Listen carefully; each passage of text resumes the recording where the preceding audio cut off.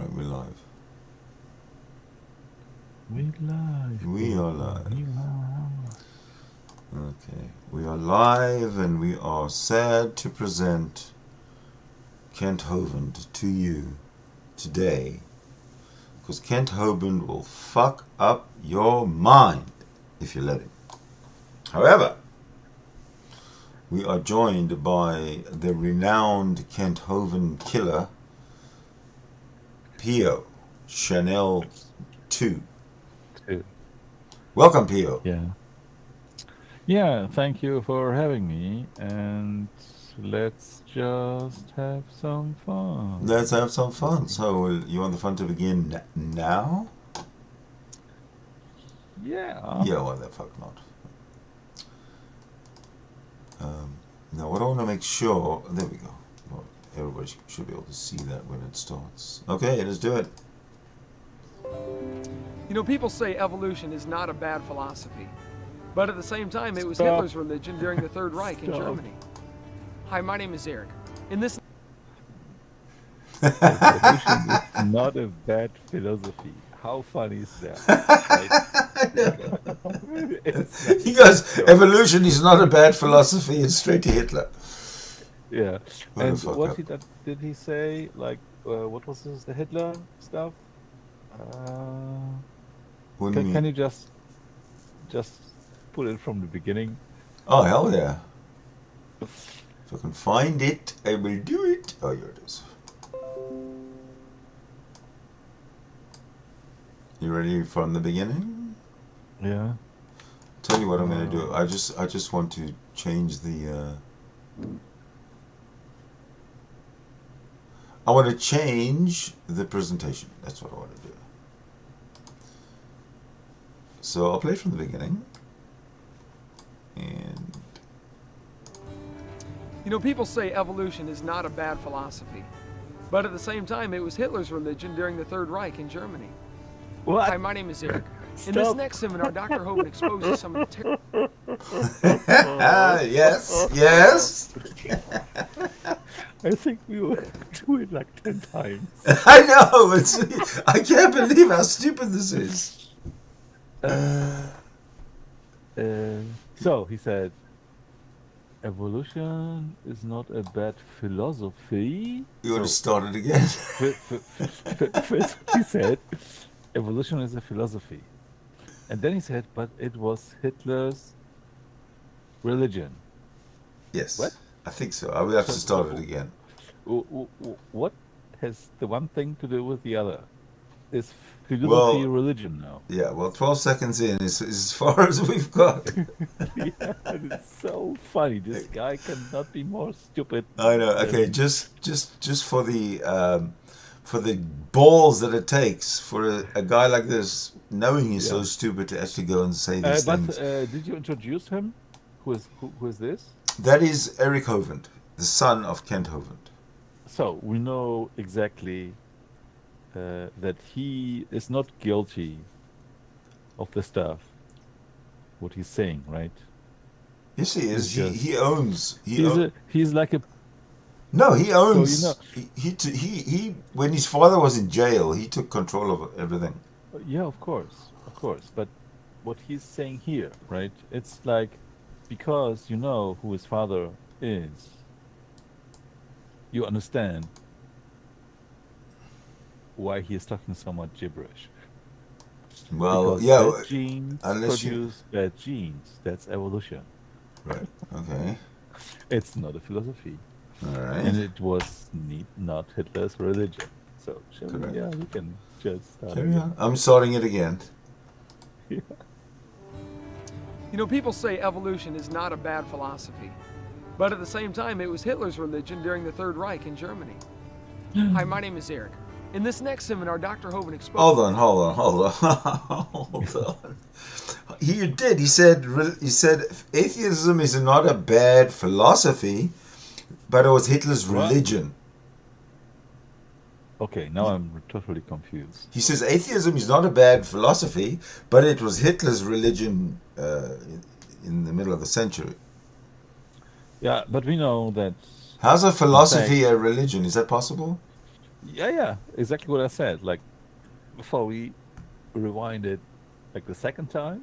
No, we can just move forward. I'm good. I'm good. Unless you want to hear it again for a laugh. No. Yeah, I Okay. mean, and that's the funny stuff, right? Yeah. He says he makes the like claim from out of nowhere, Mm. right? Mm-hmm. And then, hello, my name is Eric Holland or whatever. Oh, right. Hasn't introduced himself yet. Well, let's give him a chance. Yeah. Exposes some of the terrible things that have been done in the name of evolution. Because dictators throughout time. Yeah, In exactly. the name of evolution. No. Sydney, What? that's the point. He didn't say atheism is a bad philosophy. He said evolution. Evolution and atheism is in the same bucket, I think, according to him. No, he said evolution is a bad philosophy. Mm-hmm. This was the first mistake, right? This was the funny stuff because evolution is not a philosophy. Mm-hmm. And then he said, and this was the religion. Third mistake of Adolf Hitler. And then, by the way, my name is blah, blah, blah. Okay. Time have used the evolutionary ideas to support their brutal tactics.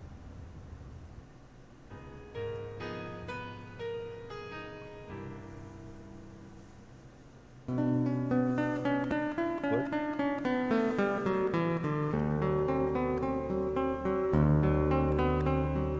Yeah, it's a very nice montage of stuff. Like, were there movies in between? No, this is kind of just an introduction. Dangers Yeah. of Right, it's evolution. an honor to be here in Wisconsin. My main roots go event. back to Wisconsin. My mom and dad both raised over in La Crosse, Wisconsin. My name's Kent Hovind. I was a high school science teacher for 15 years. And now for the last 16 years, I've been doing seminars all over the world on creation, evolution, and dinosaurs. And I tell people right up front, I believe the Bible is the infallible, inspired, inerrant word of the living God. Oh, I believe it. I'm just missing the right. You should like did it like twice until now because this is his thing, right? This is from 2005, remember? 2005, yeah. Yeah. From cover to cover. I even believe the cover on mine, it says Kent Hovind. I believe that. And what I want to do in my seminar is strengthen your faith in the Word of God. In this session, we're going to talk about why the evolution theory that's being taught in our schools is not only dumb, it's dangerous. I wouldn't leave my gorgeous wife and travel around the country. It's gone 215 days last year. I wouldn't do that unless I really, honestly believed this is public enemy number one. Evolution is a dangerous philosophy. Now, I taught science for years. I like science, and I'm not against the science, but folks, there's some just plain old poison mixed in these science books. Every day for an hour and a half, we have our creation science hour and a half on where we start off the program by saying, we believe the Bible is literally true and scientific. Stop. Stop. Since when is creationism science? It's like The creation has never been science. yeah, but this is what he's saying. Like people sitting in front of him. I was teaching whatever. You said he was teaching. He taught science for 15 years. Yes, right. 15 And now he's saying years. creationism is science, right? Yeah, there is no proof. You know, of that. he's just a fast talker. Is all I care. Yeah, he's just throwing out stuff. He's saying this is dangerous. Yeah. And I, as a scientist, and I teach creationism, and this is science. Yeah. So, For sure. so maybe he should say, I teached creationism for 15 years. That's the lie. That would have been more honest of him if he'd have done Yeah, that. that would be more accurate. Yeah. Okay, let's go. Okay. I can't find it. I lost it. No, I'm just kidding. Let's go. Perfectly accurate. And the evolution theory is the dumbest and most dangerous religion in the history of planet Earth. That always gets the atheist stirred up. And we take phone calls and instant messages from all over the world Yeah. on this topic. No, You're we welcome have to to call in stop or it join once us on the again. program. It's on the internet. All right. That's the most. That's the thing, right? This is what some stupid people are doing, and he's saying it, right? He just claims that evolution is a religion because he finds it funny, and he's talking, oh, this is what is getting the evolutionists, like, they are crazy about that. Mm-hmm. Yes, of course, because it's a stupid claim. Evolution is not a religion. We are not going to the evolutionist church and making a mess to the evolutionist God and give money without paying taxes to the evolutionist God, right? Mm-hmm. There are no happenings, evolution festival, no evolutionist prayer, no anything. Oh dear. Right. So the claim it's a religion is just maybe he wants to justify his belief, which is a religion, just claiming. Well, by the thing other- is, you know what he says? He says that evolution is false. It's nothing but a religion. But then at the same time, he says Christianity is true, and it's a religion. Right. Yeah. So how does atheism being a religion be? How can it be taken in a negative light based on the fact that religion Being, is a good thing, Yeah. according to Kent Exactly. Hovind? Shall we? Yes. truthradio.com, or you can link to it from my site, drdino.com. I believe evolution is a dangerous theory for seven reasons. It's going to take us several hours to cover all this. Dr. It Dino. is based on nothing but lies, and Satan is the father of lies, okay? The evolution theory removes all morality and all way to discover how to have morality. It's the foundation for humanism, racism, Nazism, communism, and the New World Order stop coming it. soon to a city near you. So he says it's out from Satan, and then humanism is bad. Like, tell me what's about, even if you are a believer in some religions, and if somebody tells you I'm a humanist, Mm-hmm. right? I don't think there is something bad about it to be a humanist, right? But he puts Humanism is the what we should be striving to achieve, a global Right. humanism. Yeah. we have like the Humanist Manifesto Mm-hmm. and all the stuff. You can look it up online. Maybe we can do a humanist segment one time.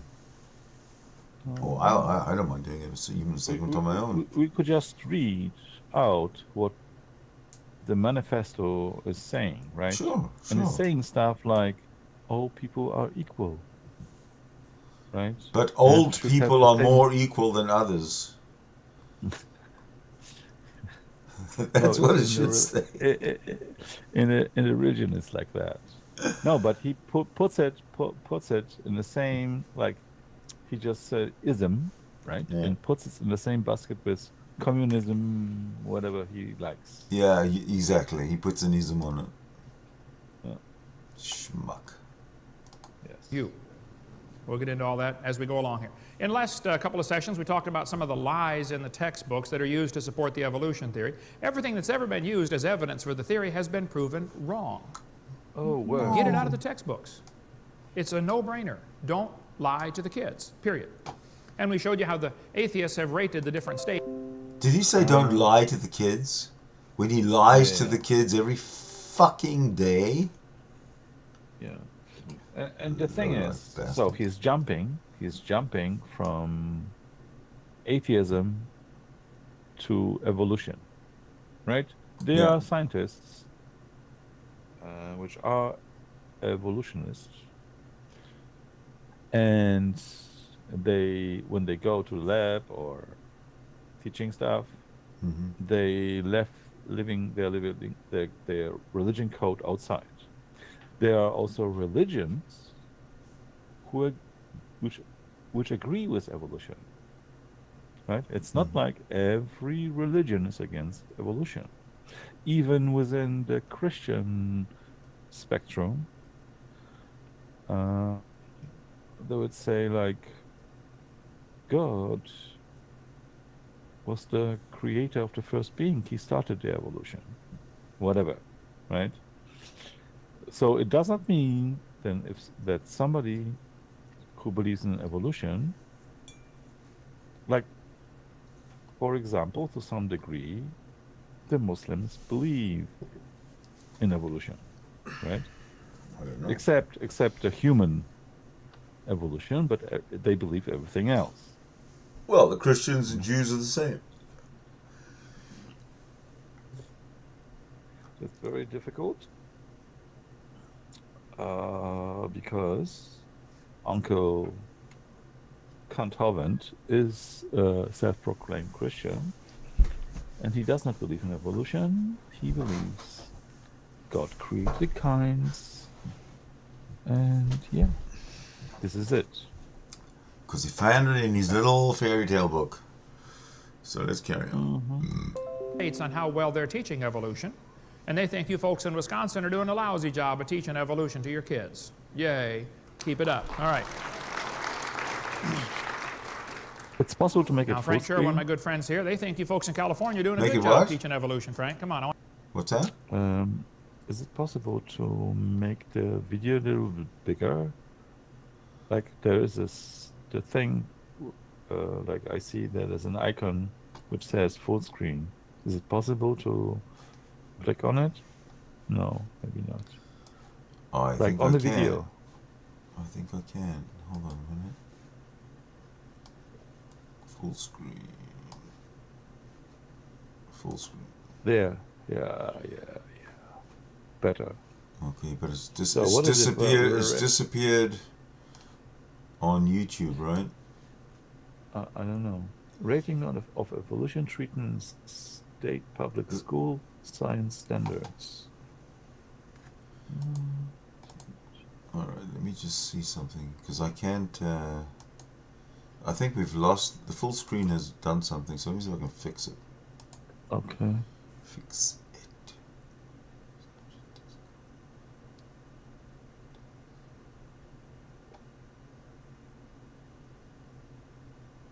Oh, I know why.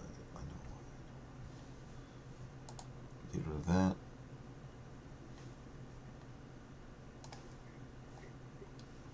Get rid of that. Alright, yeah, I know why. So just give me 1 moment.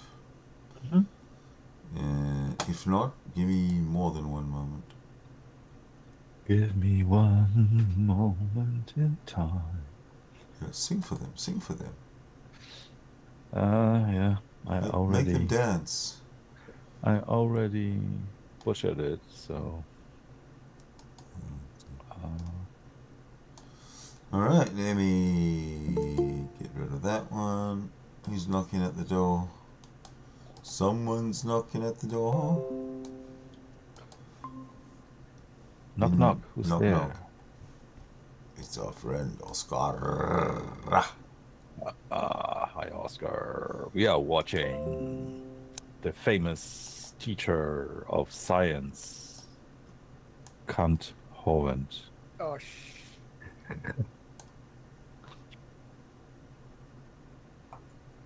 what did I get myself into then? Yeah, it's a great entertaining stuff. You missed the first 3 minutes, which we already like interrupted for 100 times because it was so funny. Okay, I've got Oh, something. I can see that idiot replica propose here.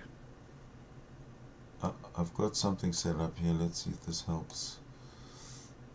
Do you recognize my friend? Behind you, Yes! Darcy Docking. That's Poo Dorothy Poo. Poo. That's Dorothy Poo. So the one thing I've got to do to you is...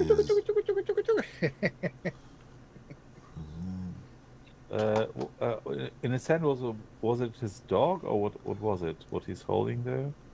Shit, don't say that. I was his kid. His first. Oh, I'm sorry. I'm sorry about that. It's quite pixelated. Yeah, it's pixelated, and I actually put something black on the kid's face because Oh, now I see it. I didn't saw that. I just saw the white stuff. yeah. First I thought no white stuff. and I interpreted it as a poodle or something, right? Yes. White poodle. There, how's that? I think you can only see it on. On small thing. No, you can only see it on the YouTube stream itself. You got gays coming for your children. Okay.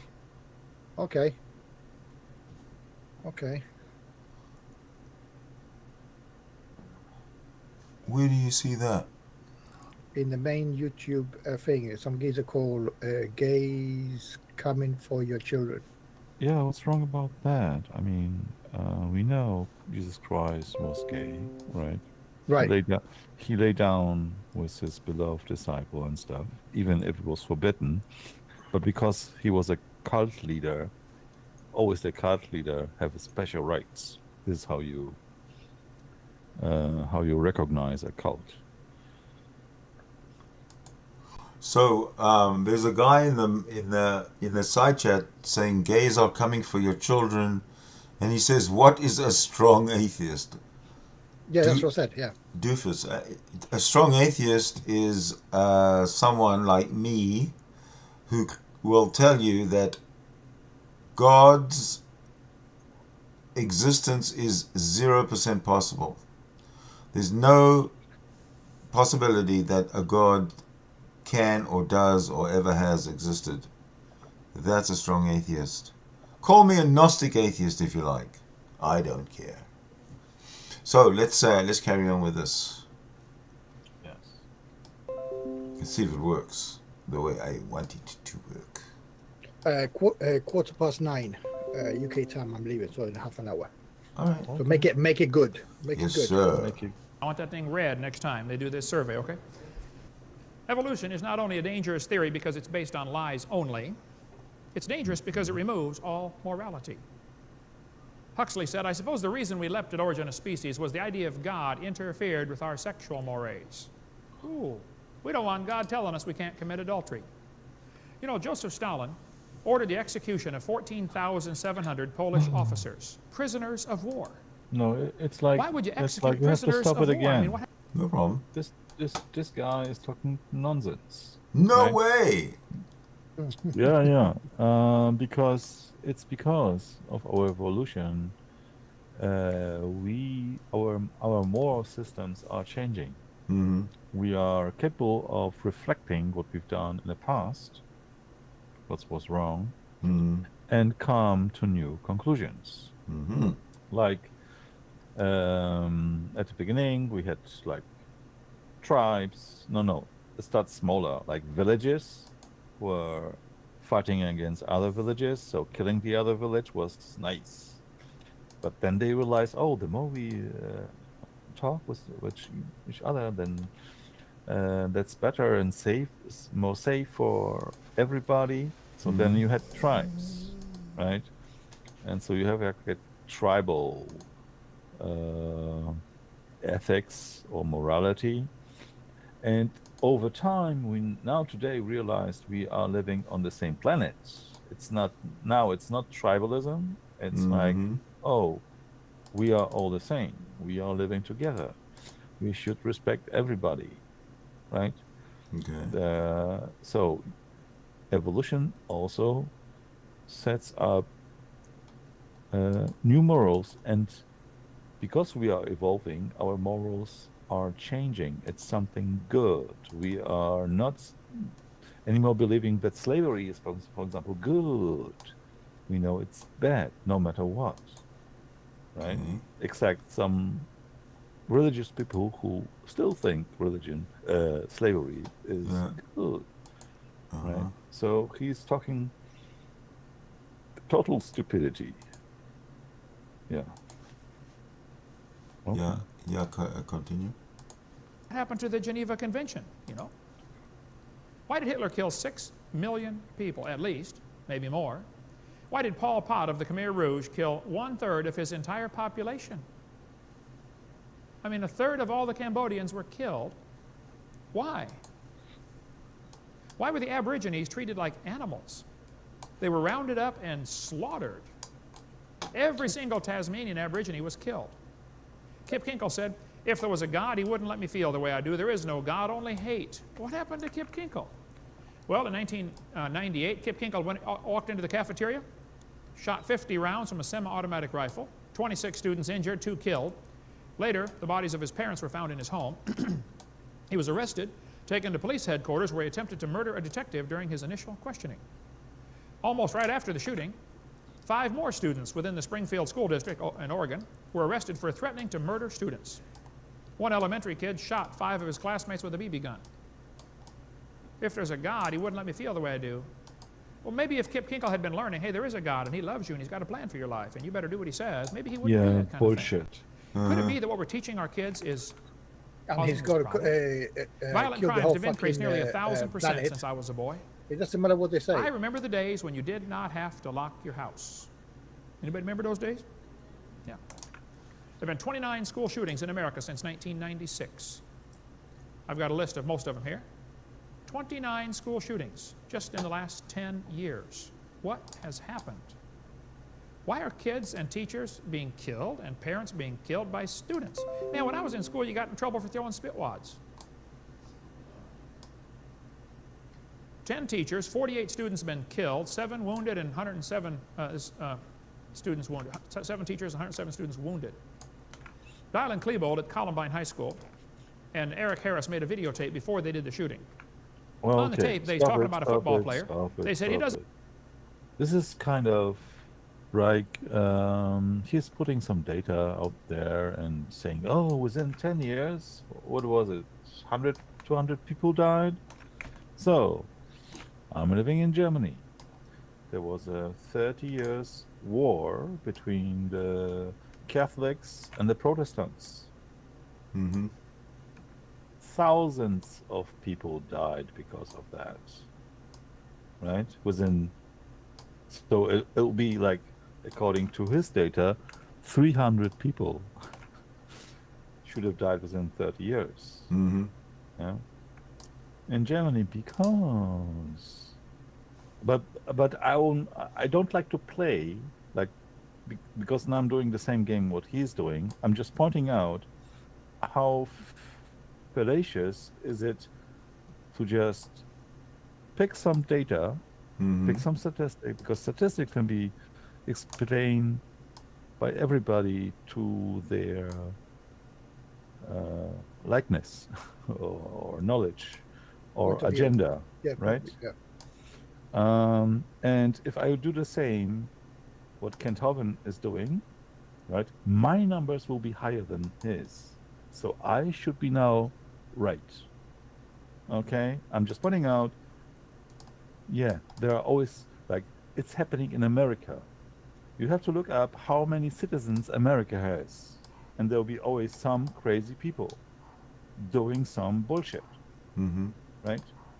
And now, so if it will happen in a village where there are 100 people living, and this will happen, right, then this will be a horrible thing, right? Yeah. But this is happening in America. There are millions of people, millions of citizens there. Correct. Right? So, and you always have crazy people doing crazy stuff. Yeah, indeed. Right? And who knows if these guys didn't grow up in a proper Christian families and were taught by their parents who were Christian, went to Sunday school, whatever. Right? And this is the idea who led them to do this stuff. It has nothing to do with evolution. Correct. He's just putting drama. That's Yeah. it. No, he's addressing the feelings of people. Yes. Carry on. Okay. Mm-hmm. doesn't deserve the jaw evolution gave him. Look for his jaw. It won't be on his body. Klebold's father was a geologist who believed in evolution. Both of them were followers of Nazi teachings. They did the shooting on Hitler's birthday on purpose to commemorate Adolf Hitler. They shot Isaiah just because he's black. Eric's t-shirt said natural selection. Natural selection. Yeah, natural selection That's has what evolution nothing. teaches. What? Natural selection has nothing to do with that. Well, this guy's just an out and out fucking liar. So anything he Yeah. says is just a fucking lie. He's a criminal liar. He's Yeah, a criminal liar. absolutely. Since if you go back a couple years to 92, there have been 235 students killed in a 10-year system, 10-year span of our school system. 10% of all the boys in schools are now threatened or injured with a weapon at school. 1 out of 10. Number of students caught with a firearm increased 29% in 1 year. Natural selection. If the strongest survive, well, then that guy's bigger than me. I better bring a gun to even the odds. No, This no. evolution It said theory is nothing not just to do gun, with folks. that. It's dangerous. Stop it once again. I'm sorry. It has nothing to do. It said just something to do with America, where you have the right to bear arms and you have access to arms, right? Mm-hmm. The same stuff happened, for example, in Australia. People went out and shoot other people, and at one point Australia said, "No, fuck it. You give up the right to bear arms." All their arms were collected, and since then, it doesn't happening so often like in America. The reason why it's happening in America is because people have the right to bear arms. Right. Okay. That's the problem, not some evolution, whatever he's trying to set up problem. Yeah. It removes all morality. There's no such thing as right and wrong. Might becomes right. Textbook says you're an animal and share a common heritage with earthworms. Could it possibly be that what we're teaching the kids the is problem causing this to being problem an in animal? school? What is wrong about that? Right? We are animals. What does it say anything about our morals? I mean, we can see with examples of animals saving humans. You can just go to Google and look it up. Some white animals are saving humans, right? Or animals saving other animals, which are not part of their family, right?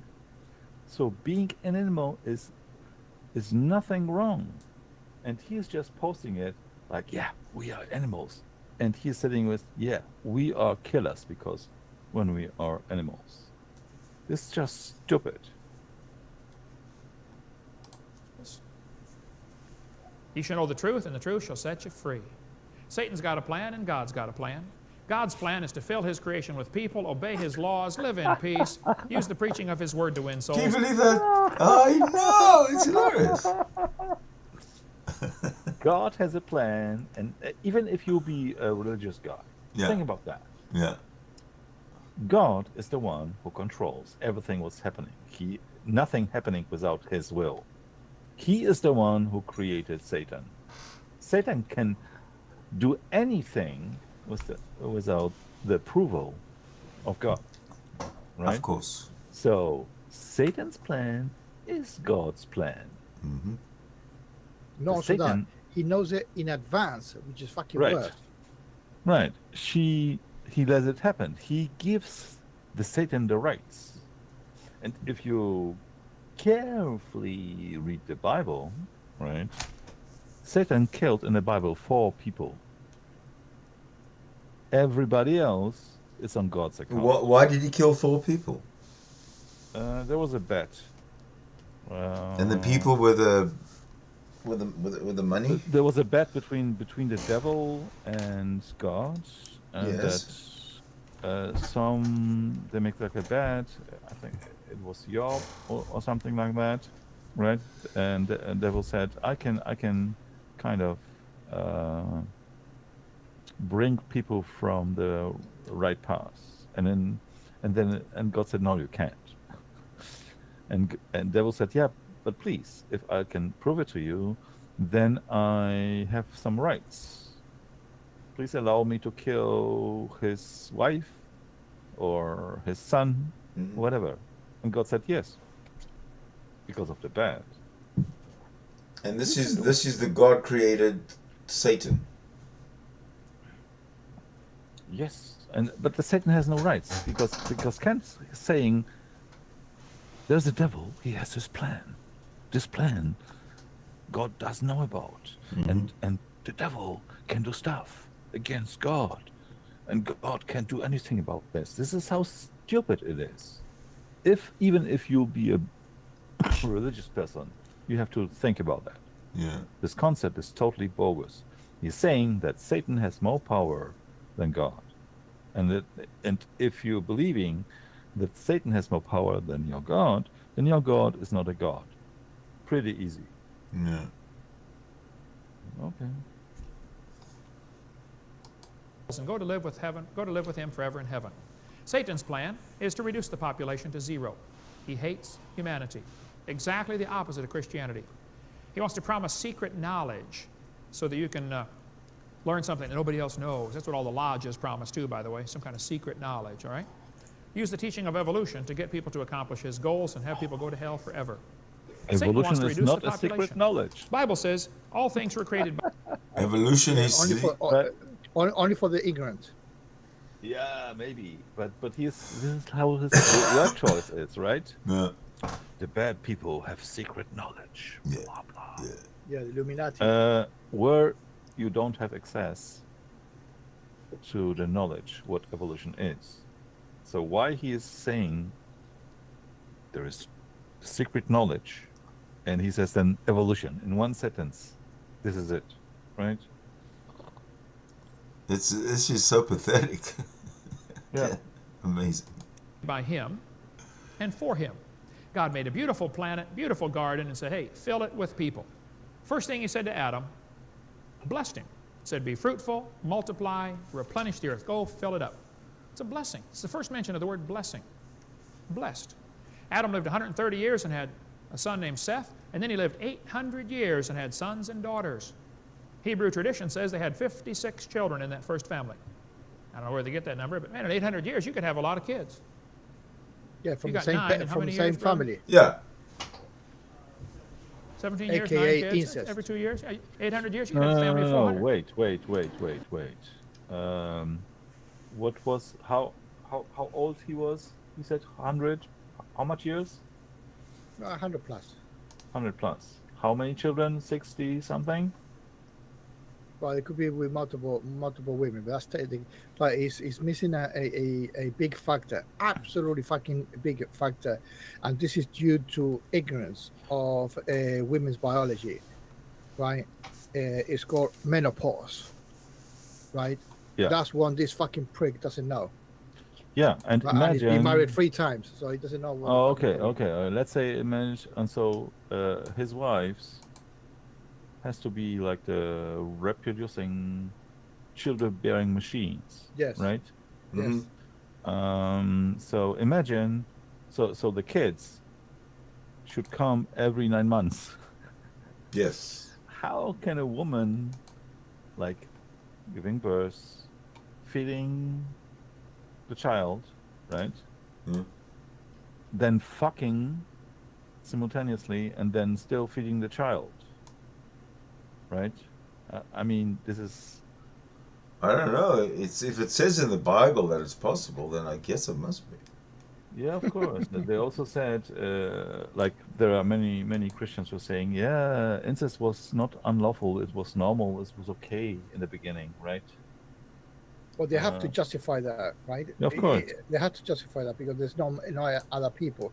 But the mere fact that they're thinking about that, how the fuck can they claim moral value when it is okay, yeah, to fuck after you fuck your wife, you fuck your kids because you need to multiply very quickly. How sick is that? Oh, wow. Exactly. And What not a also that, not also disgusting- that, Hey, not this also is- that, sons and daughters, and then the son with the mother, yeah, and oh, look, it's fucking nasty. Yeah. It was like a Noah's Ark. Hey, son, go fuck your sister. We need some Yeah. people. Oh we man, yeah. who wrote the story? Ignorant people. Simple But as I mean, a whole bunch of people, of perverted people, wrote the story. What the fuck was going on in those days? that. We have to understand, right, that it was not written at the time of the beginning of Genesis. It was not written there, right? So they had to make it up. Well, Yeah, I'm and saying, it says, who okay, made this shit up? I mean, like, it was doesn't was matter. Who made it up? An ignorant person or people. a whole bunch of people made That's it who up. made. Well, the way Yeah. I understand it is that it was for hundreds and hundreds of years, maybe centuries. I mean, maybe thousands of years. I don't know. It was passed down as oral tradition, and then after all these centuries, it was started to be written down. But it wasn't all written down at once. It was all kind of written down over time. So it can only be that it's a fairy tale that's been embellished. Yeah, and being oral tradition, it's not just any Tom and Dick and Harry can actually say a story. You can have mothers around the table, whatever. You can have elders, i.e., people in some sort of authority. Yeah, the wise people, right? Says no. I had 30 fucking wives, right? And you, my sons, are gonna have the leaders, or you're gonna fill in our tribe, and you have to spread out because you motherfuckers won't fit here, right? So go and colonize the world, yeah, and multiply by fucking your own daughters, yeah, shit like that. And it was okay. Nice, pleasant thought. I can't. Indeed, yeah. Well, yeah, I'm a product of my father and my sister. Fucked up. Yeah. Oh, Jesus Christ, that's horrible. Yeah. It is My fucked up. older sister, obviously. Yeah, it is fucked up. Oh, I better press play. Amen. Hey, I met a family from Minnesota with 20 kids, all of them under 20. It's cold in Minnesota. They had huge families back then. That was God's plan. Fill the earth with people. Jim Duger, a friend of mine's got 15 kids in 15 years. God blessed Noah and said, be fruitful, multiply, replenish the earth. As for Ishmael, I have blessed him. One thing. He 12 princes shall he beget. These people here, this preacher has got no value for women. No. Right? It is okay for him to fuck a lady, make her pregnant, and happy days. He can go and fucking play golf or play with his fucking make-up dinosaurs, right? Play tennis or whatever, and fuck around while she has to bear the bulk for fucking 9 months. And then afterwards, the same shit again, what Pio said. Right? Over and over and over. Yeah, and when you run down that woman, you get the next bitch. How many poor women has he gone through? Him. Yeah. Confirmed 3 wives. 3. Confirmed. Confirmed. Confirmed. Yeah. Oh, did you Rebecca. watch? I'm sorry. One of his wives of Kent Hovind was interviewed on the Non Sequitur show. Yes, the last one. Yes. Yes. Yeah. Cindy Collin.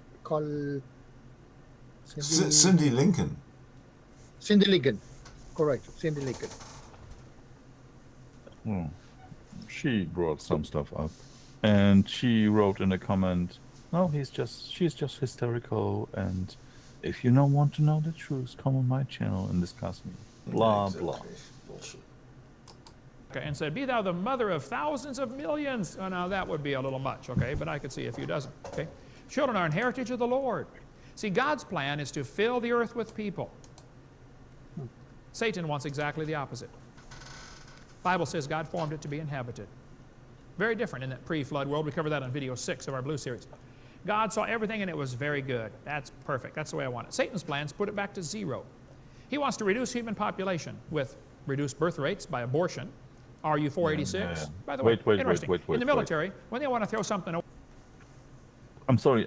This is one of the points. Might not sounds like an excursus or something. When God is doing stuff in the Bible, So now, if you ask a believer, is God perfect? Yes. Does he doing perfect work? Yes, he does. It's funny that God in the Bible not says he looked at it and it was perfect. It was just good. Yeah. I've been thinking about that as well. Yeah. But not also that. I mean, he's counted this guy saying Ken Hovind is saying Satan is reducing the population. What the fuck? Yeah, he allegedly got reduced to eight once worldwide, right? So how the fuck can you imagine Exactly. that he comes with a fucking slide saying, "Oh, we have contaminated by reducing birth rate." Or, well, this is Satan, basically. That's what he's saying. Fuck knows who Satan is, right? God was the biggest murderer on Right. the planet. That's it. Yeah. Yeah. No doubt. No doubt. No doubt. Hands down. Yeah. Away. What do they call it? You're going to 86 it, right? Are you for 86? You for throwing this kid away? I wonder if they picked that number on accident or on purpose. Birth control, homosexuality, lower cholesterol, that lowers fertility. High cost of living, smaller families, eugenics. High infant mortality rate with vaccines. SIDS, child pornography. Once again, reduced population. This is like this. I mean, we could stop it like every 2 seconds, right? Right. So he's saying that abortion is bad and stuff, right? So the church is caring about a baby until it's born. After that, they give a shit about that. Mm-hmm. Right? Mm-hmm. That's the point. So they will just go and say, no, you're not allowed to abort a child, right? Mm-hmm. But there are billions of children which are dying of diarrhea, hunger. The church is nothing. The God is nothing doing about it. Mm-hmm. Right? That's the point. Eric Blue has joined. I'd like to welcome Eric. Hi, Eric. Hey, what's up? Welcome. Have you been watching on the live? Everything what is not nailed to a cross. What happened? Peter tries to joke. He's German. Never works. Yes. Yeah. I have a bad sense of humor. Yeah. Yeah. So the story you're talking about, the story of Job, basically. So Job. No, we're watching a Kent Hovind lecture, and he just mentioned it, I guess. Mm-hmm. Yeah. Talking about the bet. You said there was a bet between Satan and God, right? Yeah. I mentioned it, right? Yeah, that was it was a more you could say it kind of like a bet, but it was the kind of Job where he lost his children, Mm-hmm. and Satan was the cause of it. So basically, Job was considered the most righteous man at that time. He had many blessings. He had awesome health, family, wife, business, flock, everything. So and Satan saw that. So he was in heaven, and just kind of and then God approached him like, yeah, I see that you're looking at my servant Job. Don't you see that he is the most faithful man, or something like that? I don't even know the story. I know what it is, but basically, he said he's only faithful because you give him all these blessings. But if you were to take him away, telling God, Jehovah God, if you were to take him away, he will curse you in the very face. So basically, he's challenging God, saying that if you were to take this away, he will curse you in the face. But God didn't fall into that trick, saying that that he was going to take everything away. He said, no, I'm not going to do that. Basically, he was saying, I'm not going to do that. You're going to do that. So he allowed Satan to do it. But Job does not know what's going on. So all these bad things start to happen. started to lose his flock. He started his first he started to get sick. He got leprosy, right? Then he started to lose his flock, his way of life, his crops. And then his wife went against him because his wife doesn't know what's going on. So she's basically starting to blame God now. His friends are also going against him because they're saying like, you must have did something bad. That's why God's punching you. So basically, but Job did nothing wrong. Job doesn't know what's going on. So but Satan basically is allowed to do this to Job. But Job doesn't know what's going on. So but he still didn't lose his trust towards God though. So basically the main point is that he still remained faithful because he was encouraged by God at the end, and then he received double the blessing. But basically the more the story of that is that even though God allowed things to happen, he's not the cause of it. Okay, hold on. Okay. That's tremendously stupid, right? Not you, that alleged fact. Okay, a supernatural entity that is in control, because you said that. Well, I understand what you said because I understand the story, right? That Satan was allowed. That is fucked up, right? That's the equivalent of saying that the police allow, the United Nations allow Hitler to do X or anything, right, for a greater good, right? No, the United Nations will be fucking the cause of the problem by allowing somebody with an ill intention to do something that is fucked up. It doesn't matter how you fucking sugarcoat it; it is wrong. It doesn't matter. But how are you going to know if someone is really in the right or in the wrong, unless they see who is in the wrong? Oh, I understand it. The problem is not in our level, my man. Yeah, I respect what you're saying. That's not the whole fucking problem. I'm talking about the director's side of it, of the story, right? I'm talking about, okay, for example, J.R. Tolkien versus the Lord of the Ring characters. The Lord of the Ring characters are us. J.R. Tolkien is God. Okay, so J.R. Tolkien is actually writing the story, right? Putting the good characters and the bad characters, right? He had full 100% control of the event, right? He allowed the orcs to do whatever the fucking thing. They kill as many fucking many fucking people, right? So the bottom line is a supernatural entity above us are the one pulling the strings, right? We have got zero fucking control. He's playing the game basically, or he's playing. Yeah, go on. That's what people say, but that's not what the Bible indicates. The Bible shows in many cases where God doesn't have full control of everything or everyone. Then he's not omnipotent. Yeah. Then you just fucked up there as well, right? Then that's that's false. Then so basically, I go by whatever the Bible says. So whatever titles that people put on God, like then that's false. Then he's not controlling every single thing. He's only control what is according to his will and purpose, and that's not every single thing. Are you saying that God doesn't control everything?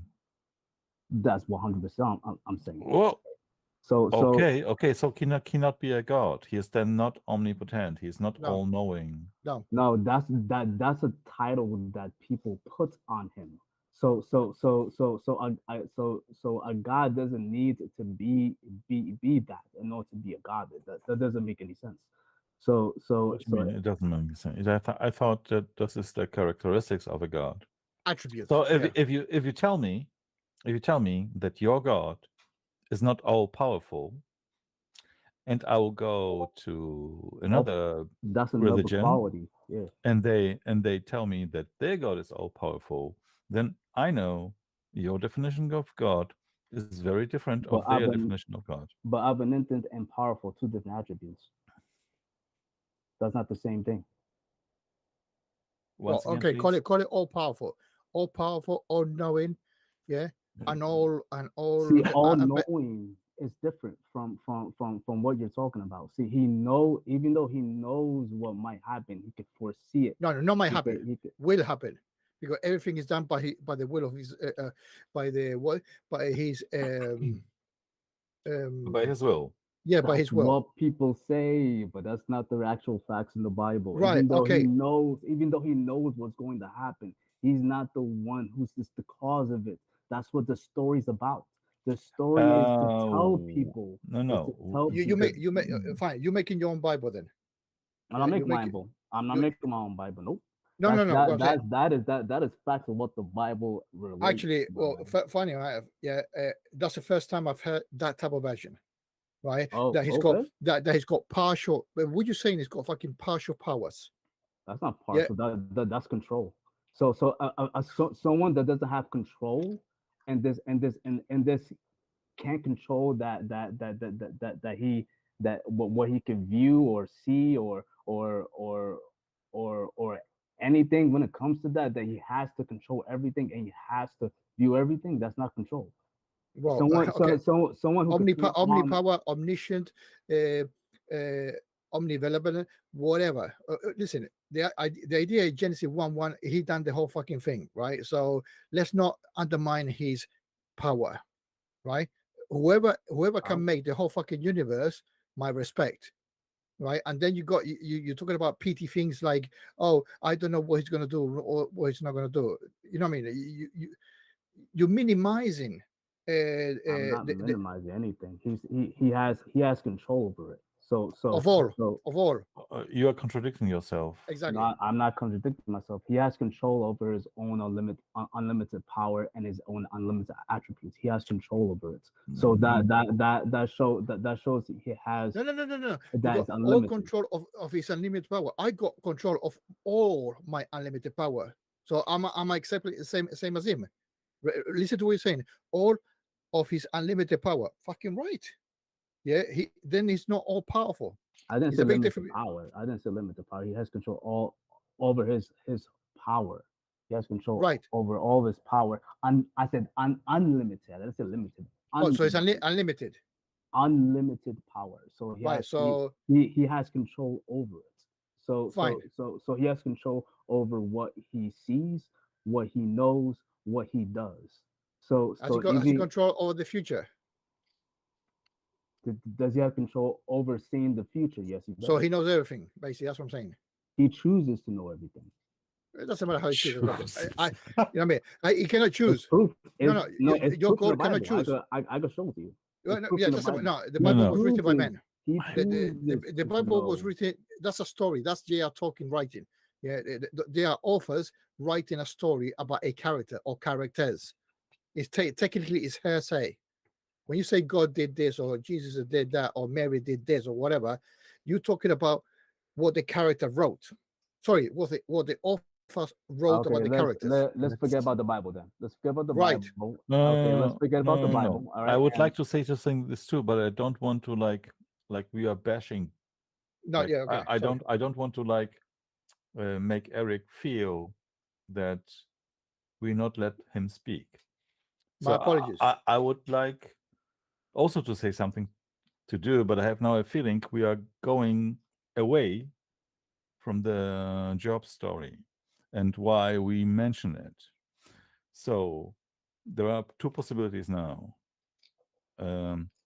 May I say something to this topic, or you want to continue? Because go ahead, yeah, you may. So we mentioned the Job story only because I said that the only case where Satan killed people was in the Job story. Every other killing is going to the account of God in the Bible, right?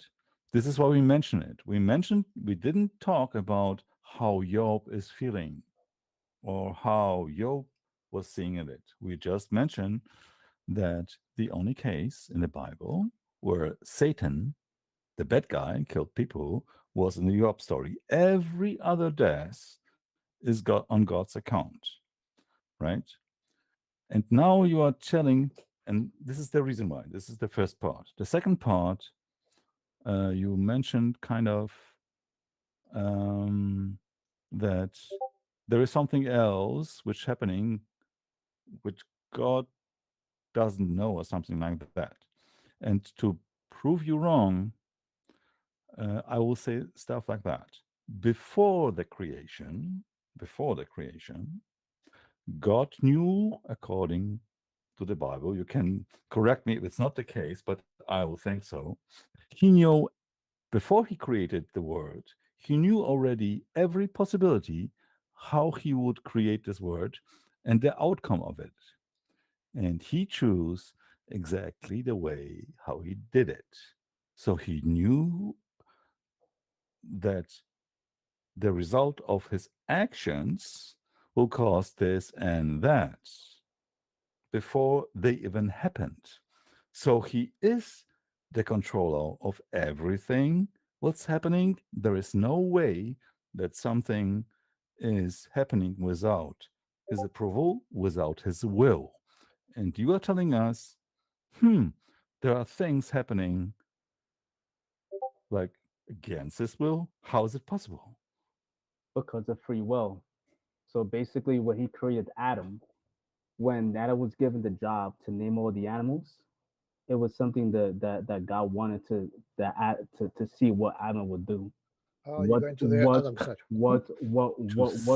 Let me to see what he was going to do. So that is something that he chose, that he did not want to know, because free will is something random. So if he have control of everything, then why do we need to have free will? Why doesn't he just control everything? Exactly, you are right. That we are. Then that means that we don't have free will. That means we'll be robots. Exactly. So that means that God is not over control everything, or else we will be robots. If he's control everything and his will, which is uses the will to control everything, to plan everything out. So that means that we don't have control over ourselves neither. So we are robots. But what do we know about robots? They only have one function. Let me do one thing, Pio. Eric, just educate me, please. Did Cain and Abel had any type of ill body formation? I didn't have any problems with their health when they were born. Ill body formations. Just had they had any anomaly during birth, for example? The Bible didn't speak about that. Correct. The reason they don't say anything about that is because they did not know anything about biology, right? What would make Eve in relation to Adam? Relation to Eve in relation to Adam? Yeah. Well, where Eve came from his own rib. So basically he was a part of Adam. First transgender. So part of Adam. So of course the opposite gender. So what are you talking about? Relation to family? What are you talking about that? What do you reckon Eve will be in relation to Adam? If we get a rib of you, a rib, right, and genetically we can make a female, what would no? It will be an identical copy of your female version, right? A female version? Oh, okay. Yeah. Do you understand what I'm getting at, right? Yeah. So identical, but female version. Yeah. So the identical of me of his female version, because it came from his rib. Yeah. Okay. You get what I'm okay. So you know what I'm talking about, right? Okay, fine. Right, it's genetically identical. That's what I'm getting at. Okay. Now, by definition, by our current understanding, you remember the people in the Bronze Age that wrote the Bible did not know fuck all about that. right? That's the biggest fucking mistake in the Bible. Well, not the biggest, one of the biggest mistake, right? Basically, Eve was a clone of Adam. If we're going to interpret the Genesis, Genesis 5, day 5, yeah, making Adam and then making Eve out of Adam, right? Can you imagine? And it says, "Go and multiply." If you, I'm going to make it like a shock and awe type of thing, like George Bush. If you're going to fuck yourself in the female version, right, you're going to have 2 kids, Cain and Abel, which is actually yourself, right? So, and then in the Bible says that the one that was not killed, obviously, when it was sent away, and he was worried about him being found out that he was a killer. How the fuck were the other people? Yeah, you know what I mean? Where's the genetic pool to generate more people when it was actually according to the story? I'm not saying if it's fucking true or not, but the story is scientifically wrong, or in biology is absolutely mega wrong. Yeah, to have one person to create all the diversity, because it's physically impossible. Go on, man. Okay, so basically, uh, the placement of the story, it is incorrect. So because the chapter afterwards, or I believe chapter 5, speaks about the story of Adam and how he had other sons and daughters, and what was his age when he had his other sons and daughters. So if it speaks about other people that that Cain worry about, that they were found that they was doing wrong, it happened during this time. So Sure. it made it seem like that it was only 2 of them, but that's not the case. Okay, So let's entertain that. Let's entertain that. I'm with you. I'm with you. Right? It's a good excuse, right? But it's still, you're gonna have 1,500 Adams and 1,500 Eves of the same guy, sparse around different parts of the of that location, right? 10 or 15 miles spread away, doing their things. But it's gonna be the same fucking person. You're gonna have like, not robots, but don't, I mean, I don't want to talk about cybernetic, but we're talking about the same. but here's the thing, though. Sorry. Here's the thing, though. It's not the exact same thing. Do you know why? Yes. Why? It's not, because it's female. It's female. It's female. Since it's female, it So has a female. different. It It doesn't is like matter. it's like still you looking at different. yourself.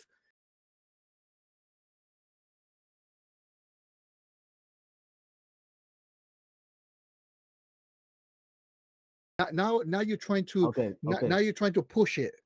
Fraternal twins. Okay, fraternal twins. No, all right? brothers. Yeah. Sorry, no brothers. Yeah. No, Fraternal twins. no, fraternal twins can also be a male and female. It could be brother and sister. So would those fraternal twins have the same DNA? I don't Impossible. know. I don't know. No. Yeah, correct. But they're not Impossible. So fine. it's the same thing with Adam and Eve. Yeah, but there were 2 sperms, right? There were 2 sperms, no one, and we're talking about a single individual, but sharing itself according to the Bible, right? Now, you're trying to mitigate the problem that I just put across.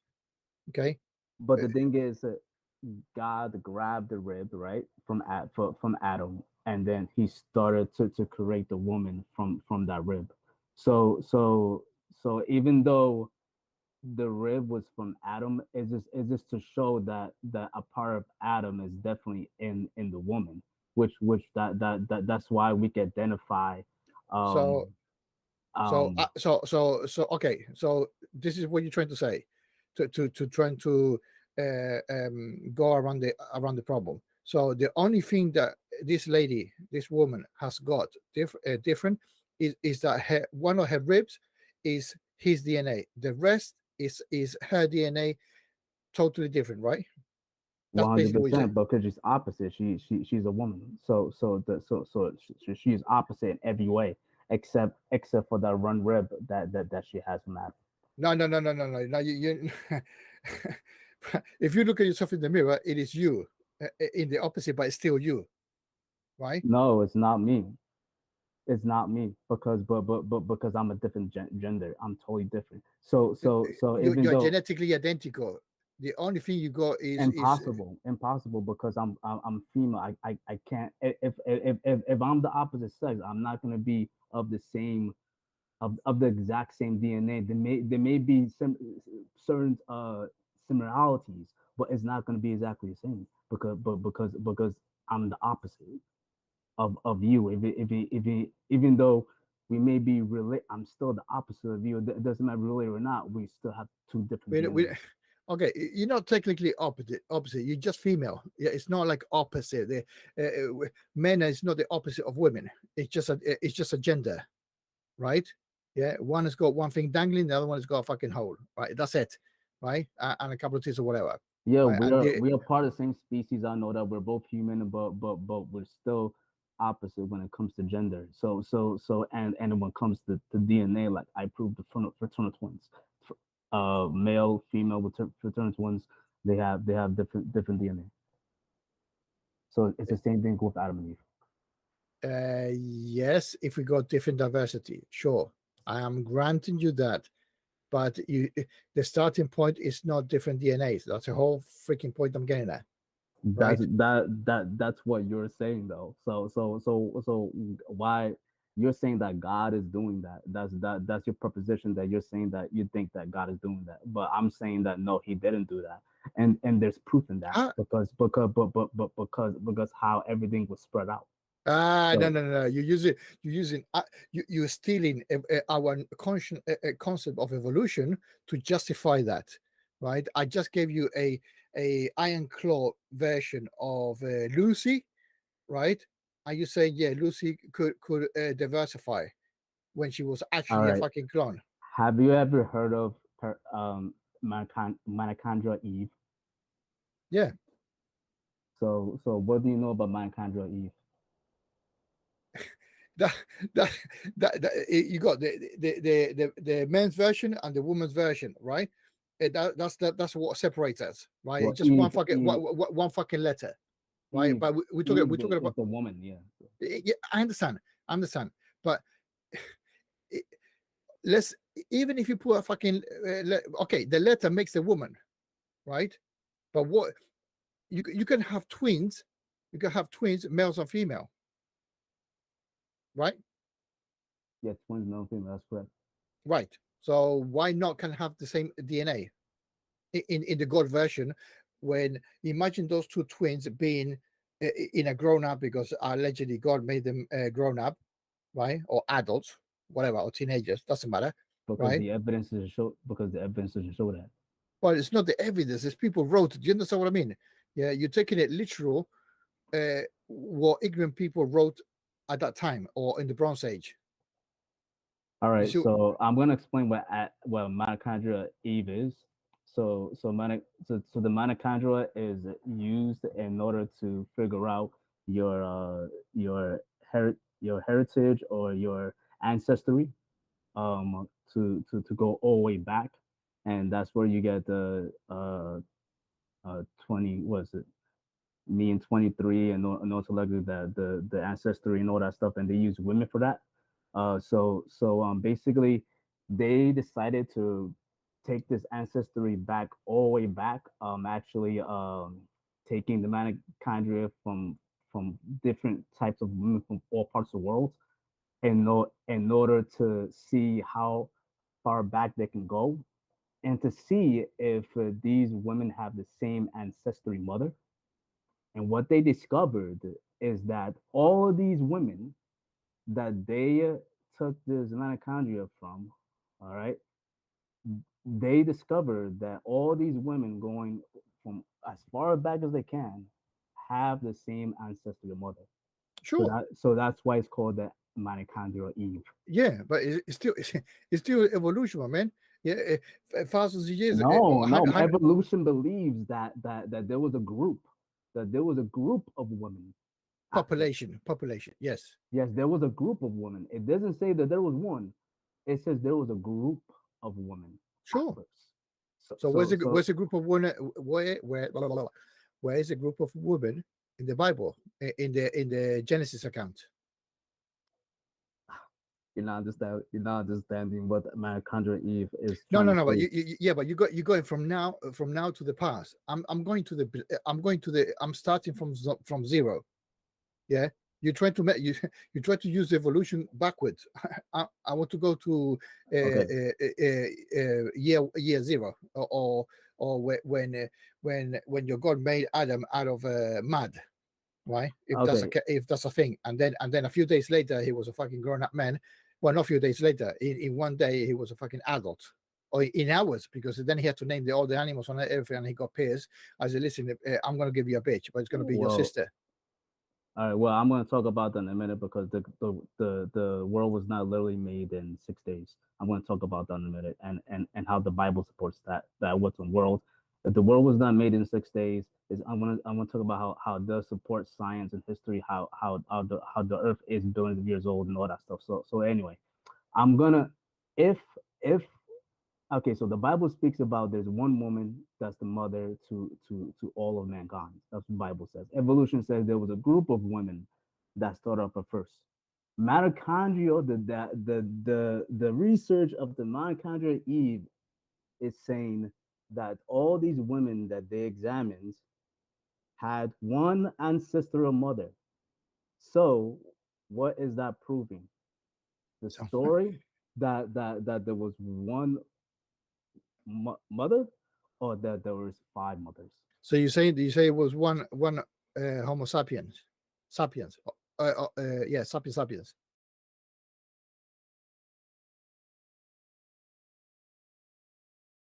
There was no different type of humanoid, right? That's what you're saying. No, I am not saying that. There are the Neanderthals. For example, the Neanderthals.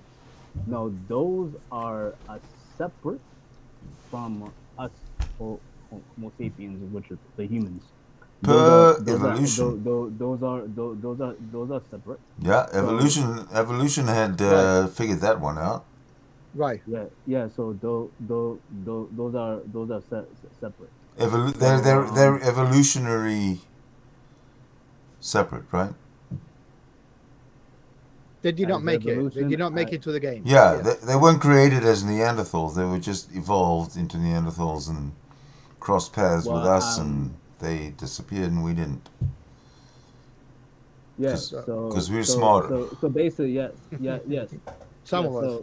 So basically, I would say they were just so like separate. You say they evolved into that, but they were they're separate, and they didn't make it. Yeah. So I think at this point we can discount the Bible and not even reference it, because it doesn't really add anything informative to our conversation. Discount the Bible. Our conversation is. I'm sorry. Our conversation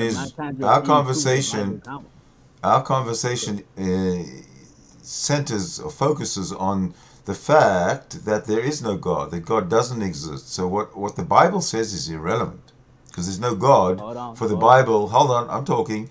There's no God for the Bible to talk about that exists. It's all imaginary. It's all a made-up story. So using the Bible in this room is pretty much useless, and I would prefer that you don't use it, because it's not credible. Okay? Thank you. No, anyway, I need to go. I said I was going to go at 9:30, and it got carried away. It was Sydney's fault anyway. Okay, I'm sorry. As usual. I'm so sorry. Take care. See you later, guys. Yeah. Eric, sorry about this, but you're still wrong. Thank you. Yeah, Eric. I don't know how I'm wrong. I just gave proof of my mitochondria Eve that's saying that it proves. You can't. You use in the Bible, and the Bible is not credible. The Bible is. Anyway, I'm wrong. The Bible is mostly fiction. At least the characters are. Yeah. So Eric, of course, I didn't want to interrupt your conversation with our friend who just left, right? And I don't know, in fact, how you get there, because before it all started, it started about Adam, Eve, and stuff. You find out for yourself that if your God is like for real, because you answered my question. I don't know. I know it's like half an hour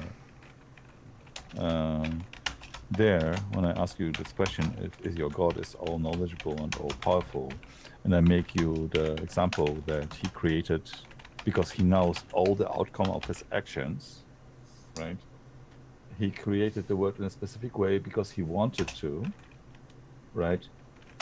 There was a like 2 minutes where you agreed, if this is true, then we have no free will. We are just robots. And I find it very interesting that you come to this conclusion, because this is the fact.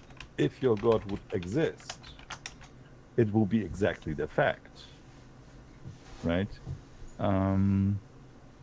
So the fairy tale of free will, according to the Bible, is a fairy tale because you just realize it. I don't want you like disbelieve in your God or whatever, right? But you came to the exact correct conclusion that if your God is omnipotent and all-knowing, that you don't have free will if he exists. So the statement in the Bible that he gave you the free will is just wrong. It contradicts the God you have. And the reason for it is because those people who wrote those stuff, they didn't think about that. But you are better than that. You just realize on your own that if your God is true, that we don't have free will.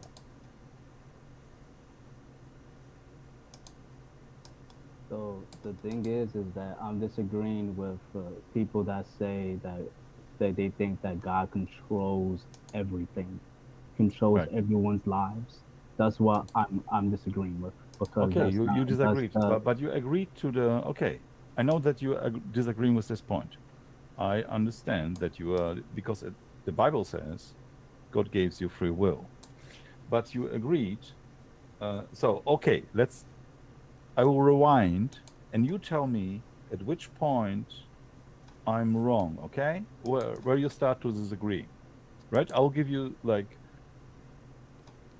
step by step, I will try, and there'll be a point where you say, no, I disagree, and then we can talk about it where there is starts, okay? I'm not saying you are wrong or right.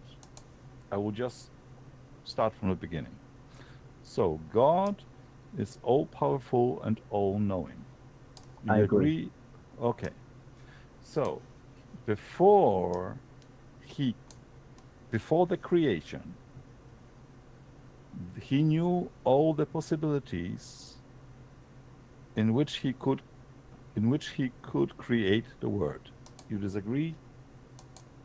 Because he could, and I will give you an example. He could just make a world where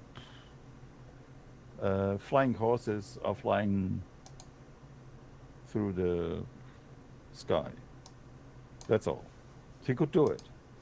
So Right. when it comes to creation, Mhm. yes. So he planned everything when it comes to his Mhm. creation. So And- so physically, no, so physically, but events, no. No. Don't explain. Just say if you agree or not. And if you need more clarification, tell me that. Until Okay, now, I don't need. Okay. I need more clarification then. Okay. So let me just explain once again. So he knew all the possibilities of all the possible words that he could have created. Are you agreeing with that? All the possible worlds that he could create. Mm-hmm. Or are you? Oh, okay. I have to ask you. Do you think is there the only one way how he could created the world? Are you thinking like that? Is there only one way? No, there's other ways that he could have made Okay, made the world. Yes. Okay, so, but before he decided to create the world, he knew already all the possibilities, the outcome of his actions. Didn't he, or did he? Oh, it's actions. Do you mean events that are going to happen in the world? Yes. Then I'm going to say no. When it comes to creation, yes. That's very interesting, because now you are saying that your God is not all-knowing.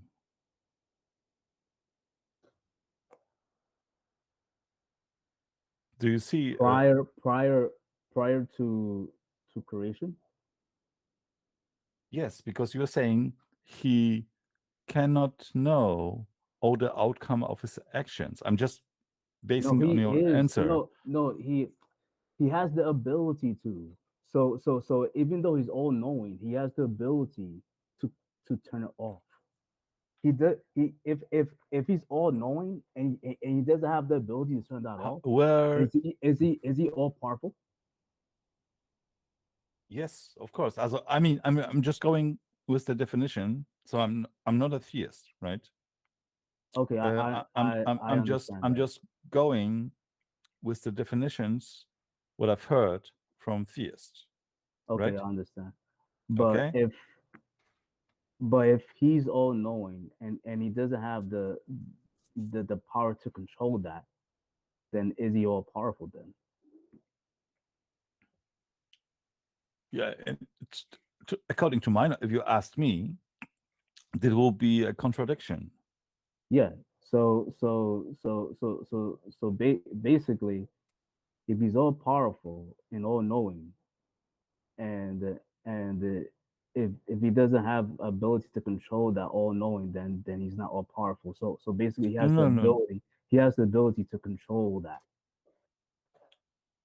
Okay, So he does let me he rephrase doesn't my have to. question. Let me rephrase my question. Maybe Okay. I'm because my English is not my first language. Okay, so maybe I'm sometimes I'm explaining stuff bad, right?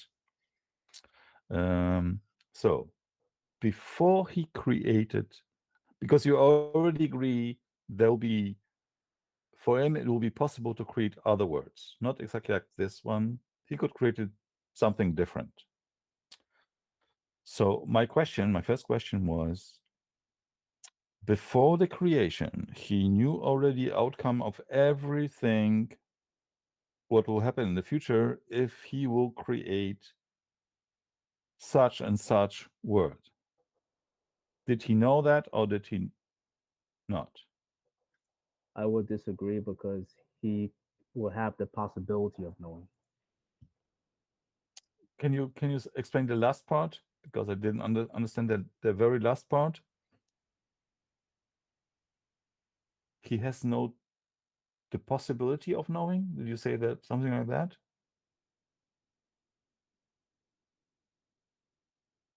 He is not able to know the future. Did you say something like that?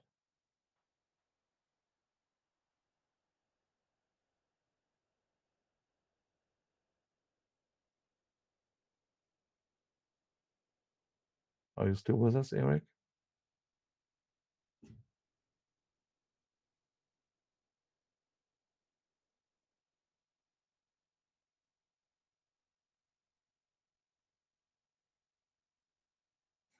Maybe you're thinking. But just say, I'm thinking about that. And there's nothing wrong if you're thinking.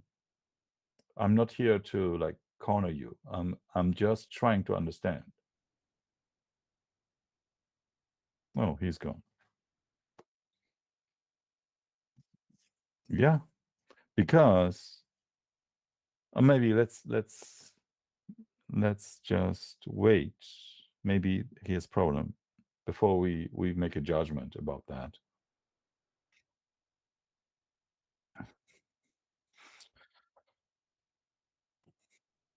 Yes. Yeah, we can do it. But if he left because he didn't have an answer to it, because the thing is that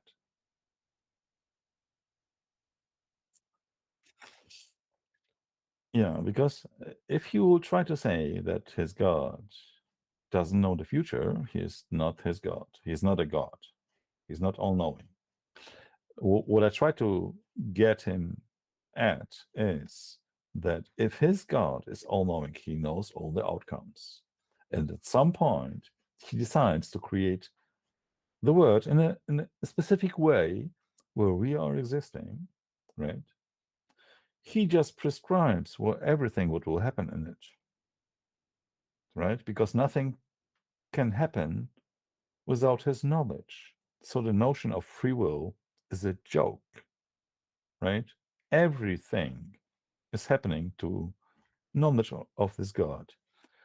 And he was saying, oh, but in the Bible it says God gave us free will. Yeah, joke. We can do nothing against the will of God, right? Because he created the world, every possibility.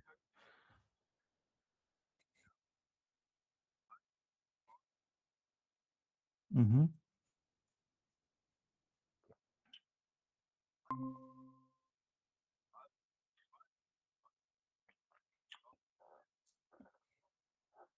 Right. I know. I know.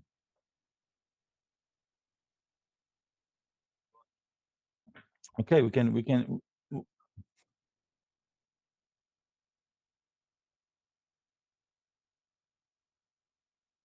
I know, Sydney. Right. You would just directly go to Eric, demonstrate us our God, right?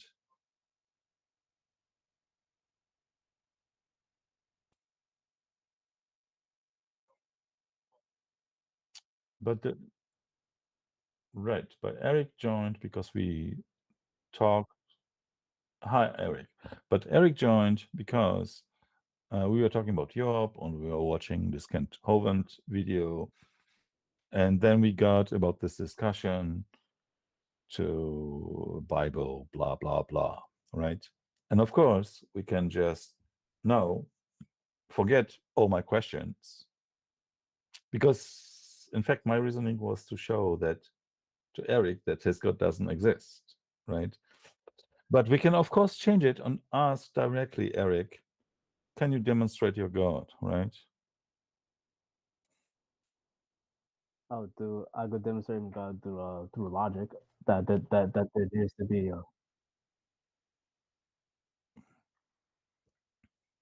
through empiricism.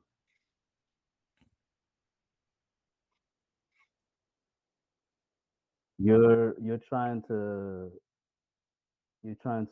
make me like prove something that's not physical.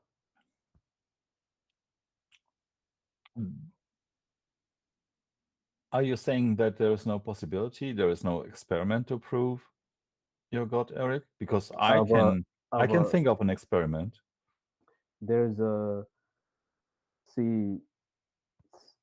So do you agree that there is contingent things, right? So things that are not physical. What? You said two different things. You said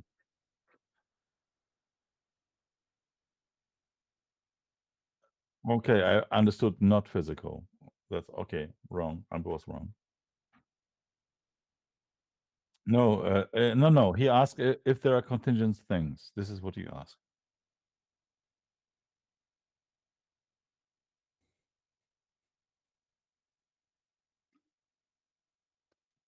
Well, for example, the thoughts and truth are contingent things.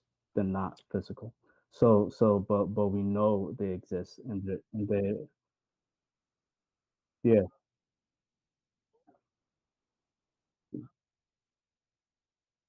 because they're not physical, but they're true. They're part of our world. No, we can measure thoughts. We can measure thoughts. Okay. It's not a physical thing. I disagree. I disagree. Yeah.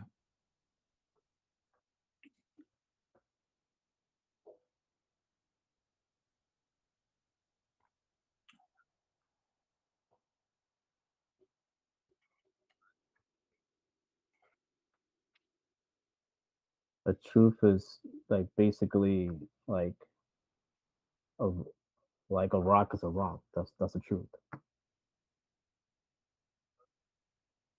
To the law, so the law of identity. Yeah, it's true. So a rock is a rock. That's truth. Yeah. So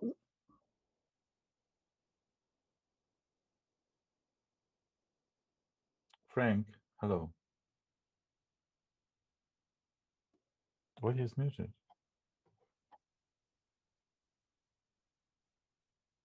all right. So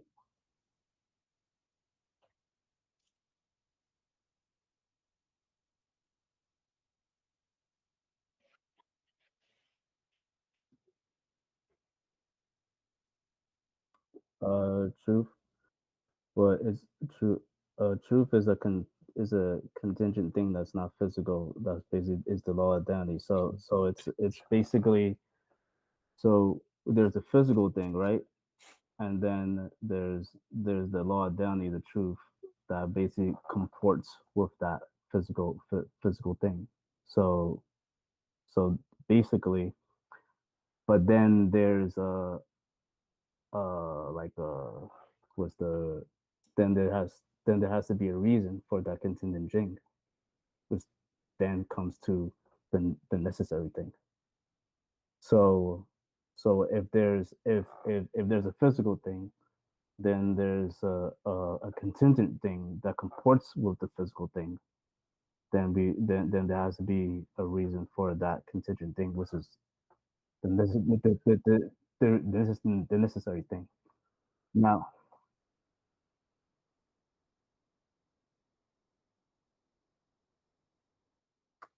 but here's the thing: the necessary thing.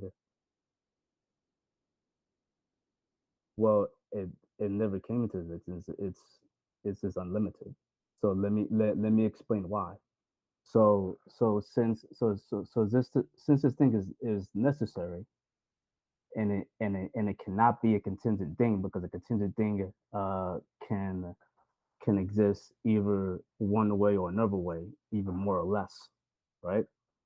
That means that necessary thing cannot be limited to that because it's necessary. So that means it has to be unlimited.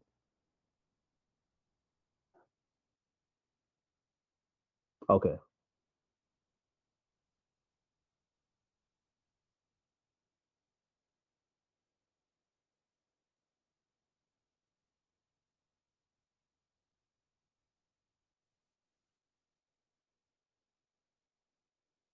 You,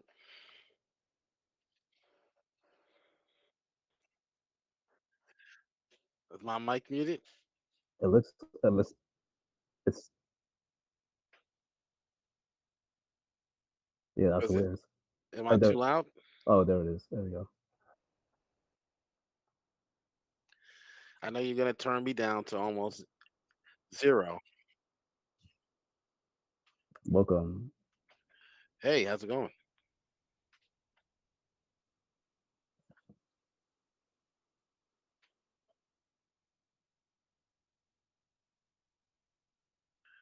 I don't know, Eric. What's his problem?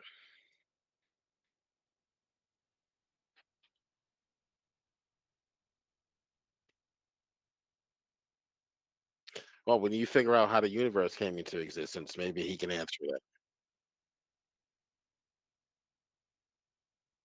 The scriptures doesn't teach, doesn't tell us. Doesn't what? No, no. Oh, okay. All right, then I won't answer then. You can figure it out on your own then. Scriptures doesn't care to tell us. Do, All right. do you know how So the universe started? Can we conclude the same about your theory? You have an idea? Oh, okay, let's hear it. Okay. okay.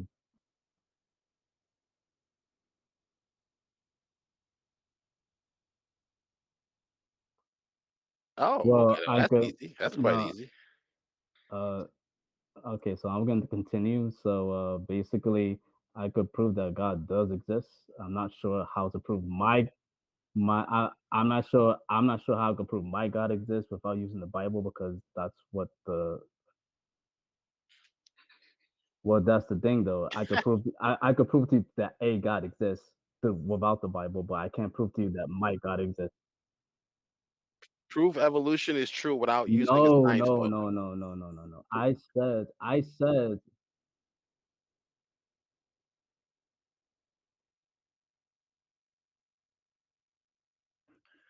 didn't say that.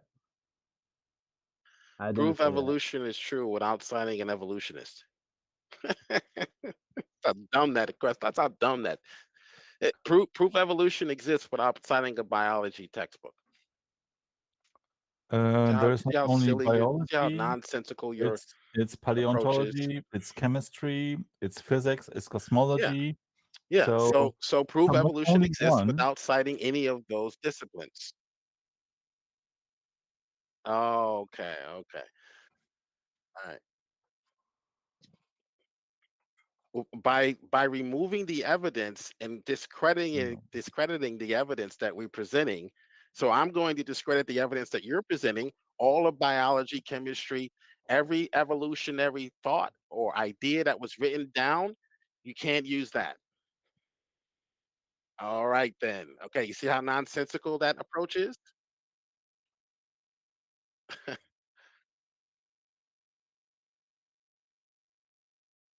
Then neither are your books. Fair is fair.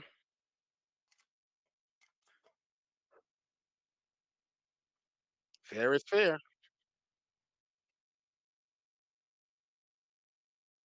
Fair is fair. I Okay, so I understand what you're saying, and you was misquoting me.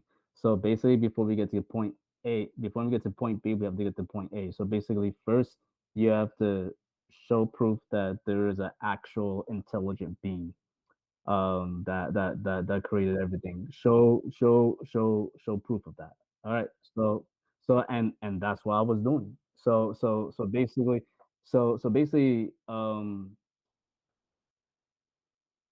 I'm not using the Bible. That's B. I can't get to B until I'm finished with A. So basically, I was talking about a contingent thing. Okay, a contingent thing. Um, you could have either more or less of. So Um, can I go through straight to answer your, because I know. So I will ask you. No, not because I know. Are you trying to make the cosmological argument, cosmological or argument. it's also calls the contingency argument? Are you trying to do that? The contingency argument. That's correct. Okay.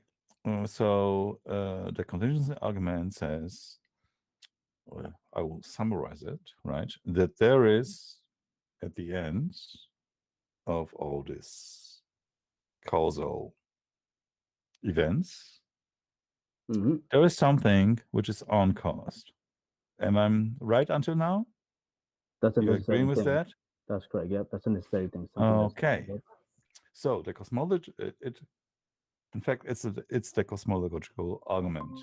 So the guy who created that doesn't say that it's the God. There is no talking about God there. The guy who created this argument, right? He just say there must be something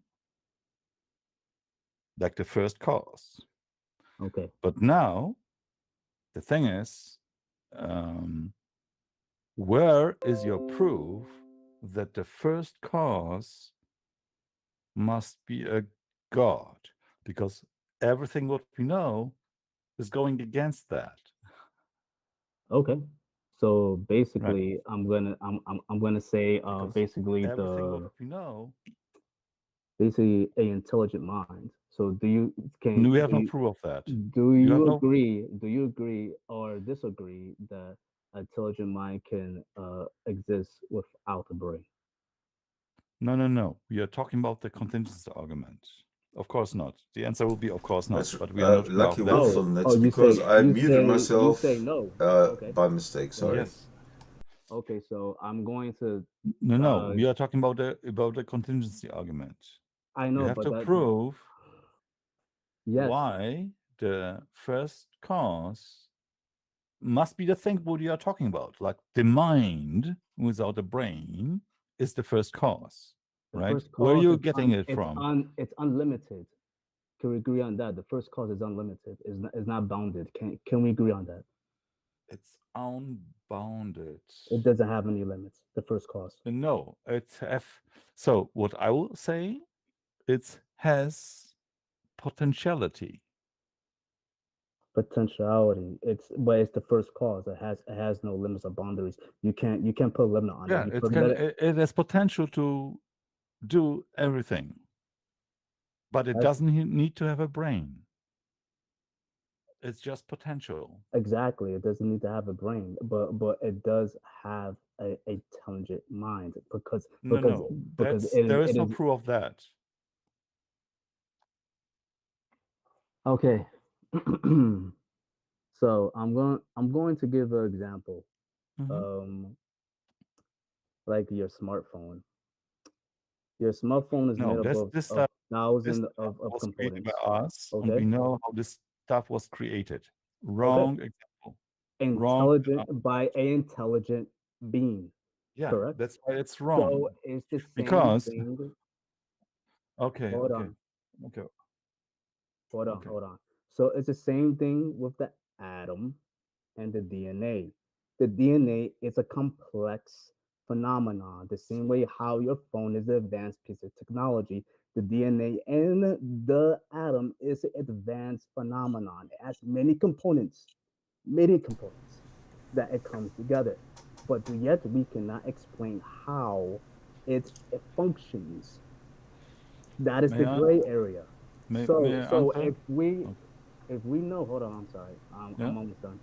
Okay. If we know, since our phone is an advanced piece of technology, and we know how that is made, and someone made it, and we know intelligent mind made it, then what is the conclusion with the atom and the DNA? Proceed. Okay, I will prove you that your analogy is wrong. Okay. Because you gave me the phone example, right? The phone is just an evolution of a normal phone. Before that, we have like more things, right? So when you go back, right, before what we have as the phone now, if you go back in history, the things which we use are getting simpler and simpler and simpler and simpler. So the cause for the phone must be the most simplest thing you can imagine. No brain or mind, because those stuff are very complicated. So your analogy doesn't work. Do you understand it? It doesn't mean that there was a human, right? And so if your analogy will be true, we have invented mobile phones like when Adam left the Garden of Eden. But we didn't have that, right? The source of communication were much simpler, like doves, or some people make fire and make smoke signs, right? This is what is going before the mobile phone. So if you're going back, the things are getting simpler and simpler and simpler. So the cause must be the stupidest thing which ever existed. And you are telling me that your cause must be more intelligent. And I just disprove you of that. Do you understand what I'm saying?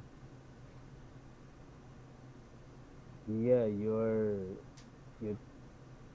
trying to simplify something. No. I just showed you that not the more intelligent creates the less intelligent. It's the opposite. We start with by simple things. We getting more complex and complex. So your energy-use mobile phone doesn't work for your God. Because your God is a very complex thing, not a simple thing. That's why it cannot be the root of the first cause. You're trying to use evolution with the No, I just try. my I didn't say illustration. nothing about evolution. I just tried to go with your example of the phone, which you brought up. But you're going backwards. You know, I'm supposed to go backwards. Yeah, of course, because we are looking what is the cause. Yeah, exactly. And if you look at the cause of it is like this complex thing, the atom, the DNA makes something more. It's exactly more. It goes forward. Yes, it's got forwards, but if you go backwards to the source, it gets more and more simpler. Mm-hmm. True. No, you're going back to where the source is. Right. Yes. Right. You're going back to who the source is. If you go backwards towards the. Now you're saying going backwards towards the phone of the iPhone, but where it's more a simpler and simpler phone. Yeah, but 150 years ago. I'm not talking about that though. No, hold on a second. 150 years ago, they used telegraph, right? Yes. Very simple. And before we used doves or letters or whatever, right? Or people forget about that. Forget about that. We're talking about telecommunications. Who are just telling stuff. We're talking about telecommunications. Yes. Okay, so we can start with. I'm talking about the complexity. But you got to have electricity first. Those to start off, you first got to have electricity before you got your first ticker. What are they called? Morse code machines, right? And then they build up from there. Morse code goes to the first telephone, and then I think the telephone in its basic form lasts for 50 years or something before they come out with different modes of using the telephone, like iPhone, etc. But that doesn't prove God exists at all. Yeah, and again, you can look up the cosmology argument. It just says there is something, but it doesn't talk at any point about a God. Theists are just using this argument without understanding it.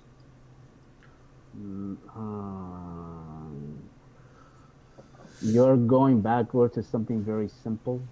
Yeah. The more you go back in history or in whatever. Yes. In industry. I'm not talking about something that's simple. I'm talking about something that's very complex. Like in what? The beginning. Why you like get what? it? What is it complex in the beginning? Why is it complex? What? No, what is complex in the very beginning? Atom and the DNA. Those are the two most complex things. No.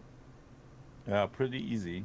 And you can just put some stuff of clay, put some chemicals on it, and they will, because this is their characteristic, they will go in order.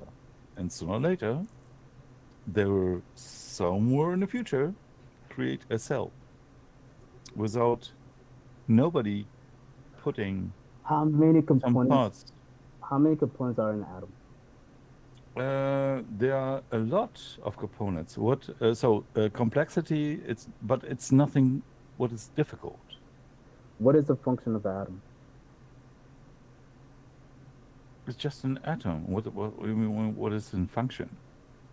Does everything have atoms? Mm-hmm. Hey, can you guys hear me? Yes, we can hear you now.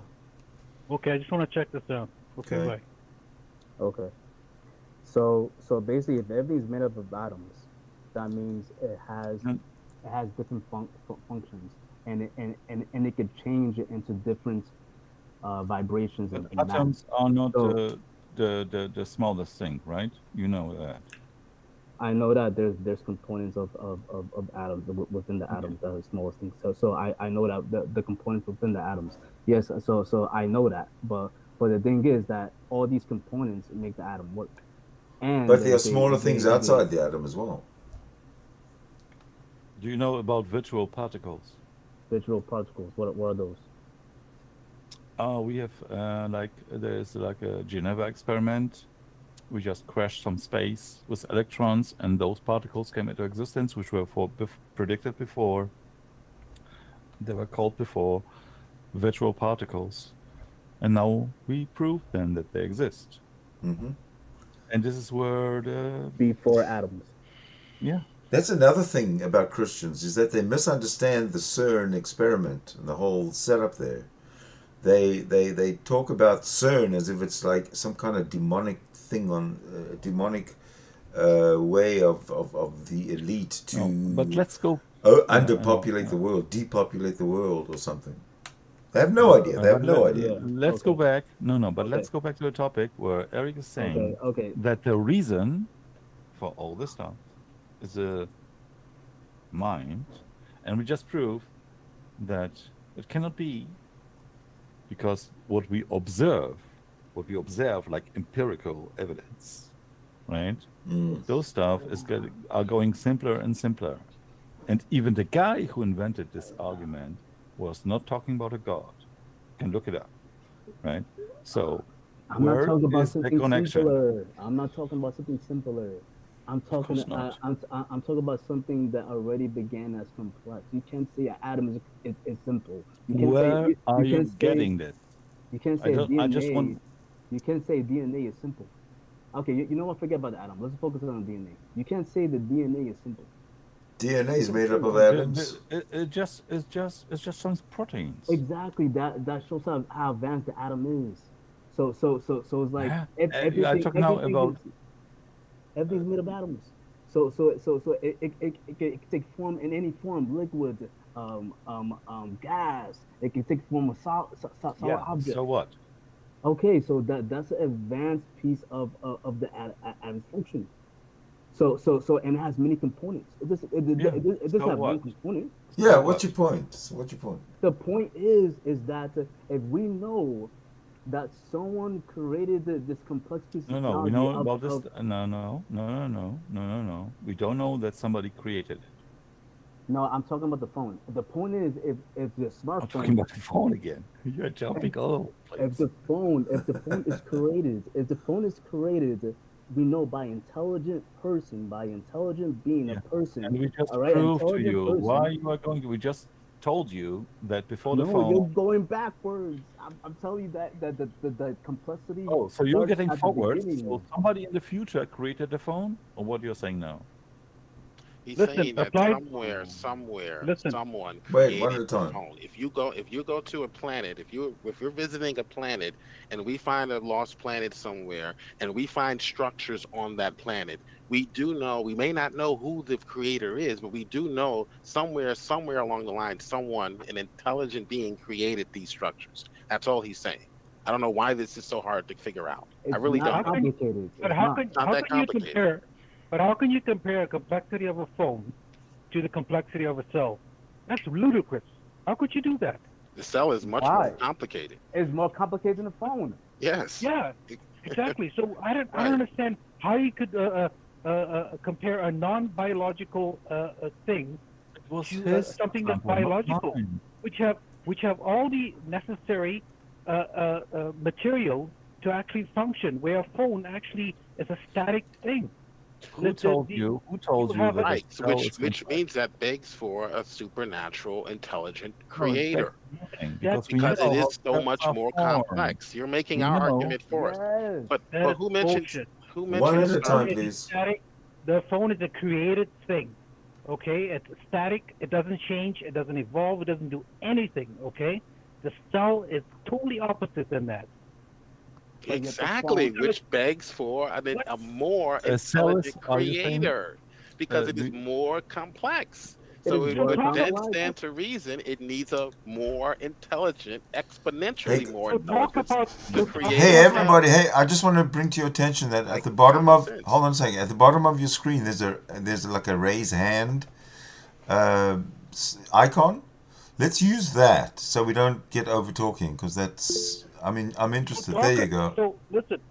Sorry. Okay. So Frank talk has about Frank the has raised his creator. hand. Hold on. Frank has raised his hand. I just wanted to mention really quickly. Someone brought up CERN, and that the fact that Christians are saying things about CERN. I don't know if you think Stephen Hawking is a Christian, but read what he has to say about CERN. That's all I had to say on that. What? Someone mentioned CERN and how Christians are saying things about CERN that are not about CERN being this issue or problem as far as the universe is concerned. Okay, well And maybe Iron has right, it. Stephen Hawking said the same thing. Okay, Just Iron, what do you have to FYI, say? FYI. Yeah. Okay. Listen. I am sick of these freaking theists taking every Stephen Hawking or every type of secular scientist. They take these quotes and they fucking mangle these quotes. That is bullshit. Okay, listen. Stephen Hawking never said anything of that kind of shit. He said it could kill us all. He said Stephen that, Hawking actually supported the Higgs boson particle. he said it could kill us all. He could support it all he wants. He said it can That kill is us all. bullshit, man. How the hell are you gonna do? Stephen Hawking is bullshit. Wow. No, how? Come on, don't interrupt him, Frank. Wow. Don't interrupt him, please. I said what you said was bullshit. Okay, I didn't say No. Stephen. I said How this the is hell what Stephen You, Hawking bro, said. what's up? Stephen Hawking warned the God particle could kill us all. This is the theoretical That's his thing that was proven. Did the Higgs boson kill everybody? He said it could. He warned that it could. We discovered the Higgs boson particle. Did it kill anybody? He's talking about the experiments going on. Joe, oh my God, you're such an idiot, man. Why are you taking Stephen Let Hawking? me quote Stephen himself. I'll get the Quote it, quote for quote you. it. I'd love to hear this. Okay. Go ahead. Yeah, let me get that quote for you.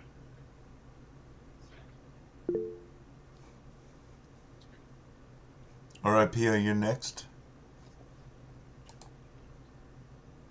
Okay, why he's searching for that?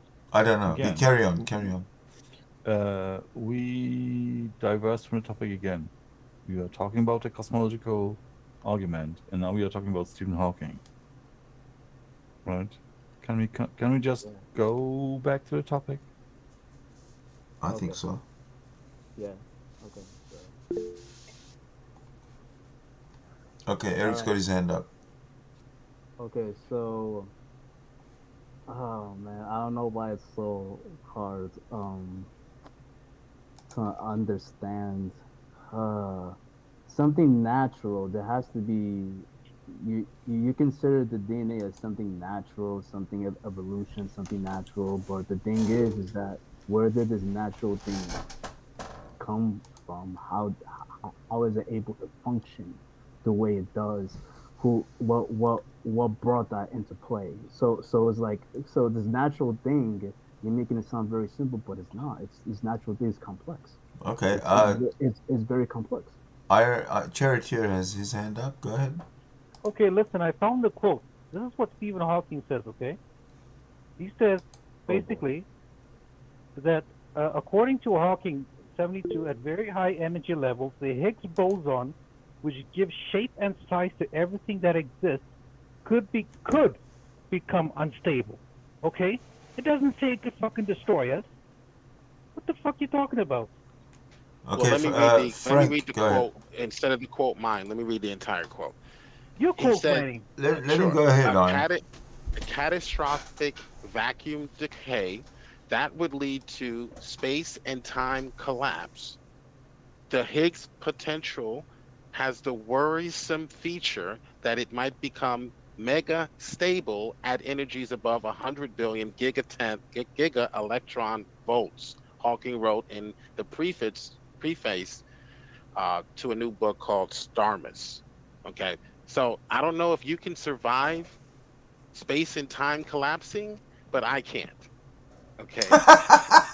Okay, listen. Okay, Oh wait, listen. Was maybe in Stephen heaven. In Hawking heaven, I'll be in heaven. You'll be okay? somewhere else. You will Was survive. Stephen Okay. Hawking was Stephen Hawking right or wrong? Was Was Stephen he right or Hawking right wrong? or wrong? I don't know if he was right or wrong. All I was bringing out was the fact that there are secularists warning about these experiments going on, Okay, not just Christians. Okay, okay. you tried to make it seem like it was a Christian, a, a radical type of movement talking about CERN. No, there are I secularists. did not Uh, mention anything about Christian radical movements okay, and you said, relating to. oh, these Okay, Christians are talking about CERN as if it's so dangerous. It is. It is. These that's are dangerous. that Eric Blue said that, not me. I said that. Okay. Well, whoever said it, I Okay, was good Okay. night, just Pio. pointing out the fact. Pio has to go, and Eric has his hand up. Like, Good night, and like thanks you for a talk. stop Bye-bye. misquoting Good night, secular Pio. scientists. Okay, secular scientists is not always right. All right, Eric has his. I quoted him. They don't claim to be always right, I Jill. quoted him. All right, I didn't you misquote him. quoted them, but that's a quote. Yeah. That's not the whole world of secular science. Okay. That's not the whole world. I didn't say it was. I said there are secular scientists who also believe that these experiments could lead to the end of the world, not Can just secular Christians. can secular scientists be wrong? Yes or no? Sure, they can. Christians can be Thank you wrong very much. also. End That's of not my story. point. My point End of is you story. tried to Let's- make it seem as though this was a move on to the Christian next. far right wing conspiracy. Oh, here they Let's move come, on to the- those Trump supporters. Let's move on to the next topic. Let's move on to the next. Hold on a topic, sec. okay? No. Before we move on, Eric has his hand up. Go ahead, Eric. All right. So the person I was talking to just left. So okay. Anyway. All right. Okay, then we can Can- move on to the next. Oh, do you want to? Do you have another question? I still have a question. Yeah. So. Okay. So when it comes to evolution, so this natural thing that evolution uses, which is the process of how everything works, this natural thing. Which connects everything together. Everything's happened naturally. How does this natural thing happen? Where does that process come from? And this natural thing is not simple. It's complex. So. How would you explain this natural thing? I don't. I'm just here to hear your convincing argument for the existence of God, and I'm not convinced. Okay, because I'm not done yet. Well, their argument, Eric, is that they don't know, but they know it wasn't God. That's their argument, basically.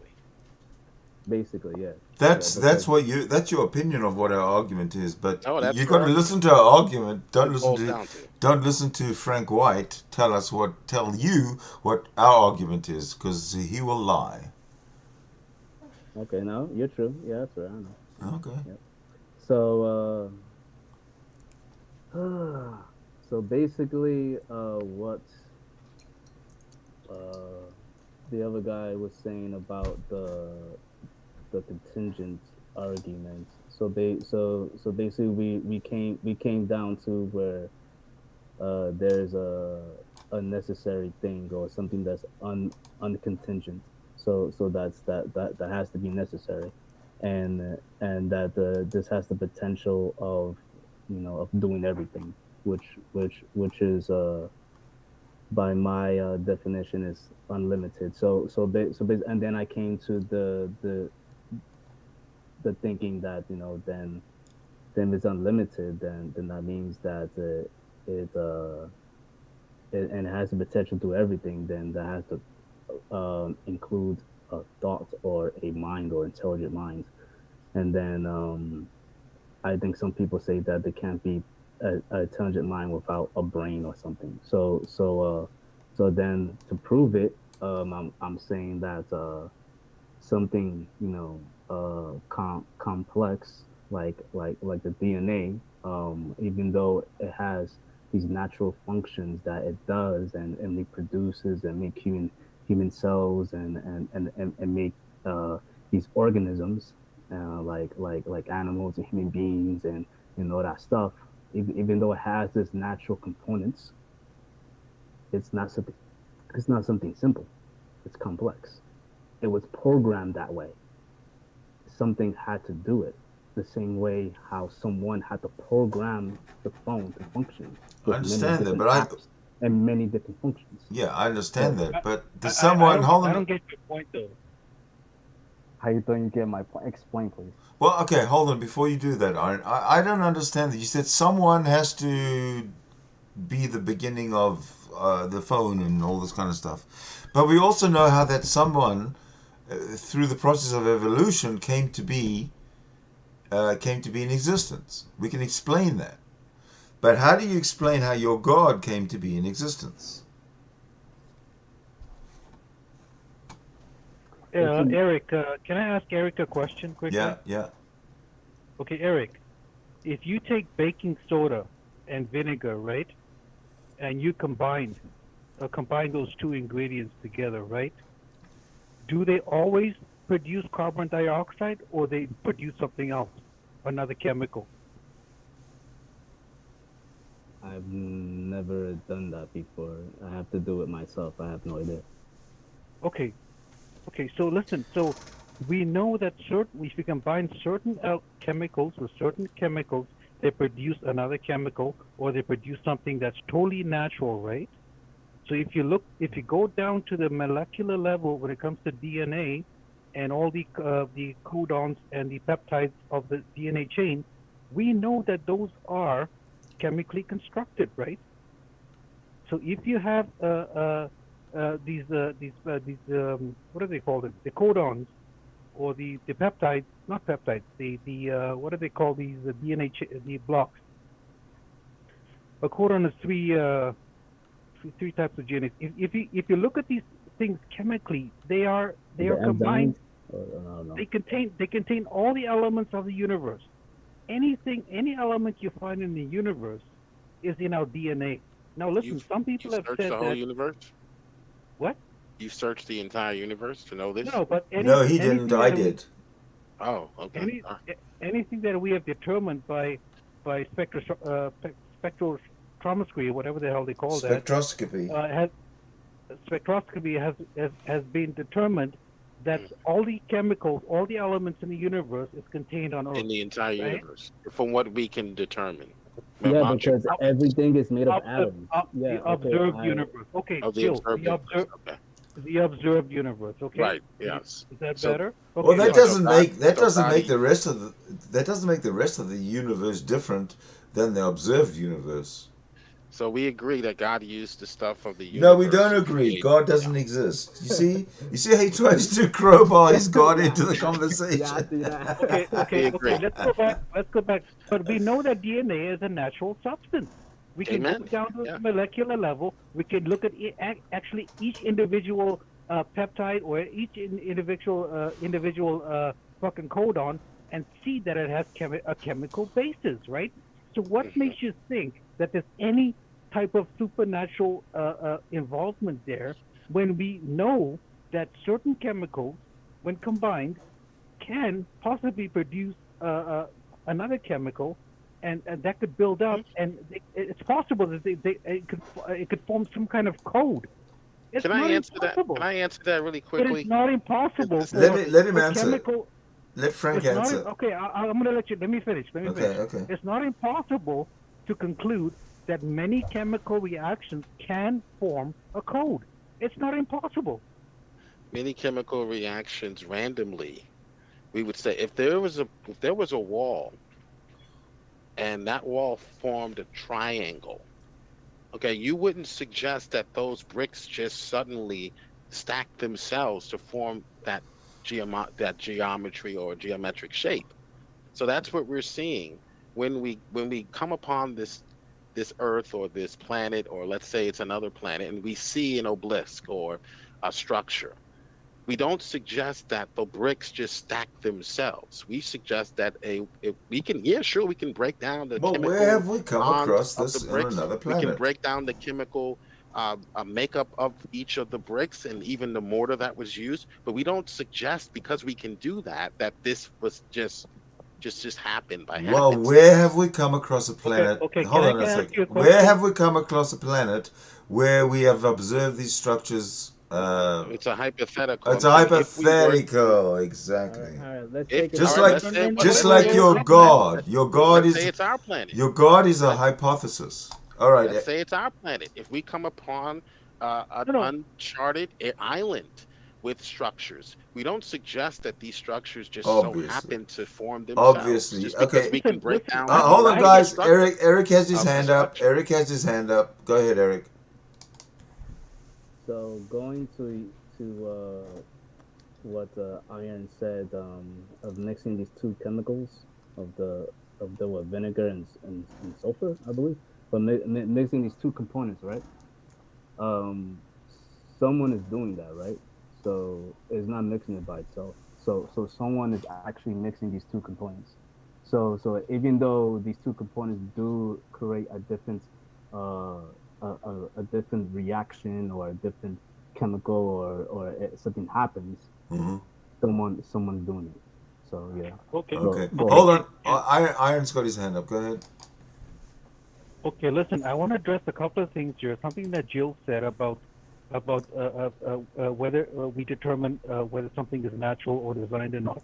If you go to Mars and you see a cave, do you figure that cave is designed? And this cave provides shelter for you, and it's functional, provides functionality, right? Do you presume that the cave is a has a supernatural designer, or is that natural? What do you do, Jill? The cake. I'm sorry. Well, I The don't cave. know what. The cave. cave. The cave is the hole. A cave on We're Mars. not A cave- talking about a hole. We're talking about complex structures, and then you went back to a hole. Why don't you just crawl Listen, back under the hole? but and I you can want do it all? to. I want to take this. We're I want to talking take this about. out of the. Come on, Listen don't to overtalk me. each other, Come on, please. respect, guys. I was Respect, come speaking. on. We're talking about complex structures. Now you're going back to simple. Why? Because you don't have an argument for how do we determine, well, common sense determines that if we find a lost island, uncharted island, and it has complex structures on it, not holes in mountains, which are caves. But if that cave has complex structures inside of it, if that cave has an oven, if that cave has things that only can come about, common sense dictates that an intelligent designer was the responsible for those things. That's all. Okay, That's can the I argument. respond That's to the that, extent please? of the argument. That's it. Let Can I respond to that? let Iron respond. Thank you. Okay, listen, Jill, I'm going to take this out of the hypothetical, okay, which seems to be the world that you're living in right now, the hypothetical, right? I'm going to bring this into reality, right? We know that caves exist. We know that caves do not have built-in ovens in them, right? We know that certain things can form naturally in nature. For example, caves, for example, trees that fall and form a shelter and stuff like that. These are things that form naturally. What makes you think that there's a difference between a cave and a house? What's the difference? That's easy. A cave can be formed by the result of a natural phenomenon. A Does a house cave cannot. provide? House Does a cannot be cave? formed by Right. natural phenomenon.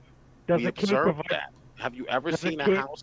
Have you ever seen a house formed by an earthquake or by a Yeah, but meteor strike? yeah, but does You've a seen a cave house provide? formed from a meteor strike? But does a cave provide shelter? Oh, okay. So we're going from complex structures No, to no, a no, simple no. That's not structure. what we do. He asked a Does a cave question. Hold provide on, Guys, hold shelter? on. again, He asked a it's question. You just answer yes can or you no. live it? Of course you can live in a cave. It's a hole that protects you Okay. from the Does rain, it? but that Does doesn't it? make it a Yeah. complex structure. All right, hold Please Does a on, cave hold on. provide? Eric's Please up next. demonstrate Eric's up that the next. complex Stop, structures can stop, be stop, formed. stop. Eric's up next. Go ahead, Eric.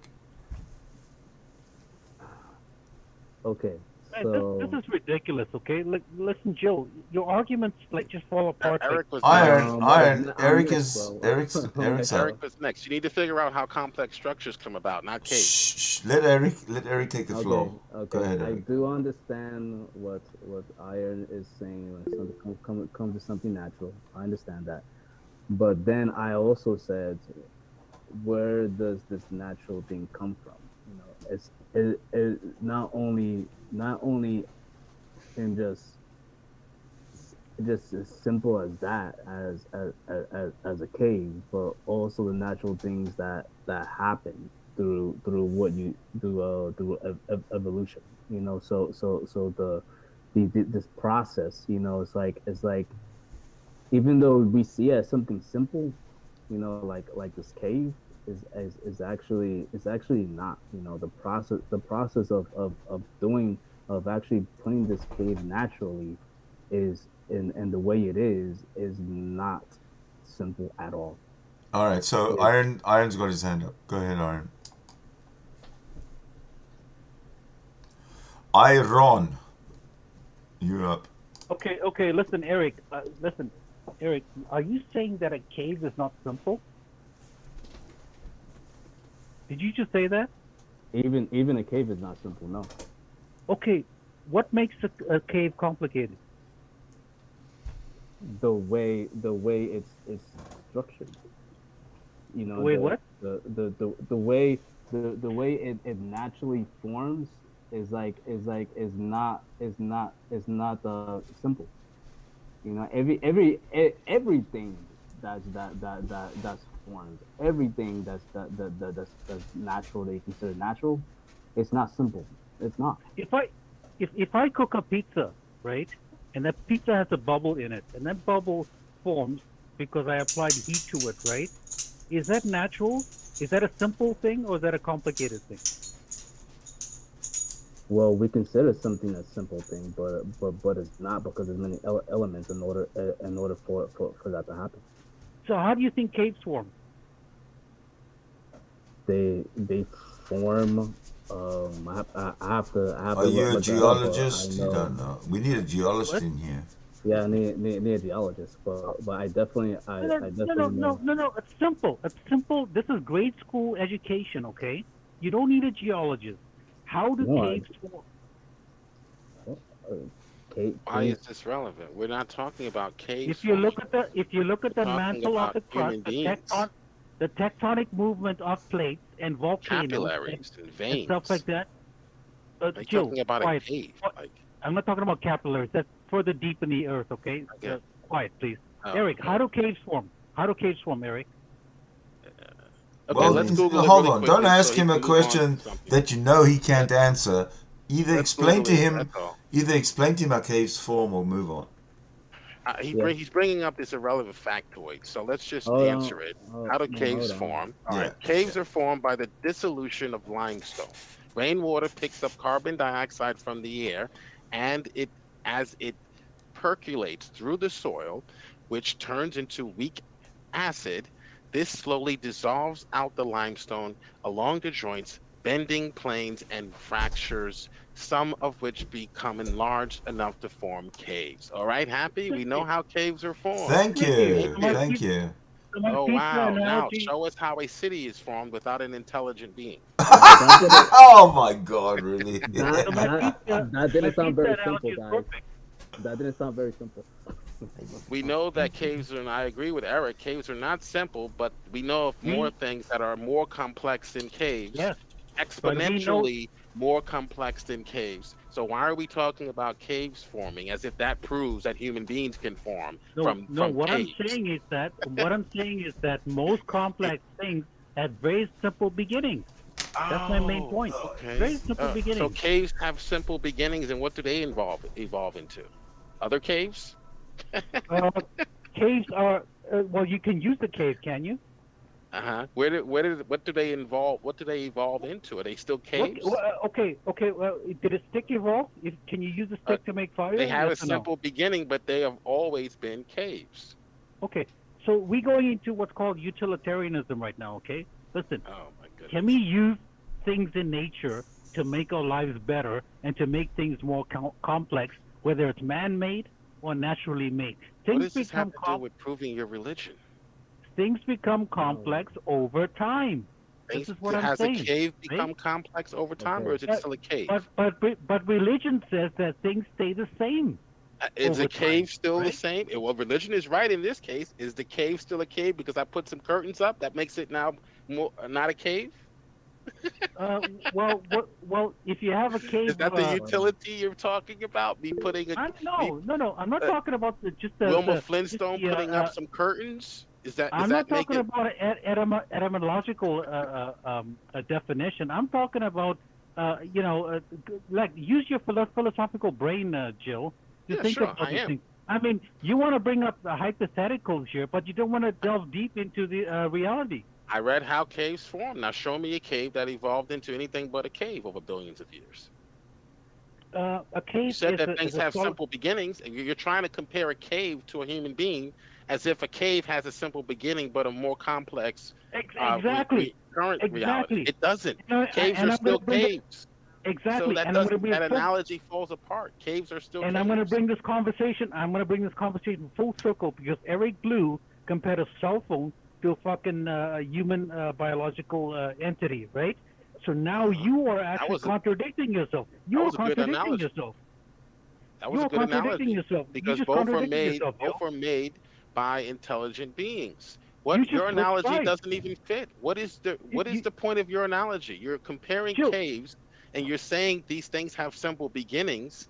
We both had simple beginnings, but we are not simple now. The cave had a simple beginning and it is still simple. So how does that analogy work? It doesn't. Logically it falls apart. Did we have simple cell phones? You need something Did we have simple cell phones? The simple cell phone was created by an intelligent being. Show me something that was naturally created and that has evolved into exponentially into what we are today.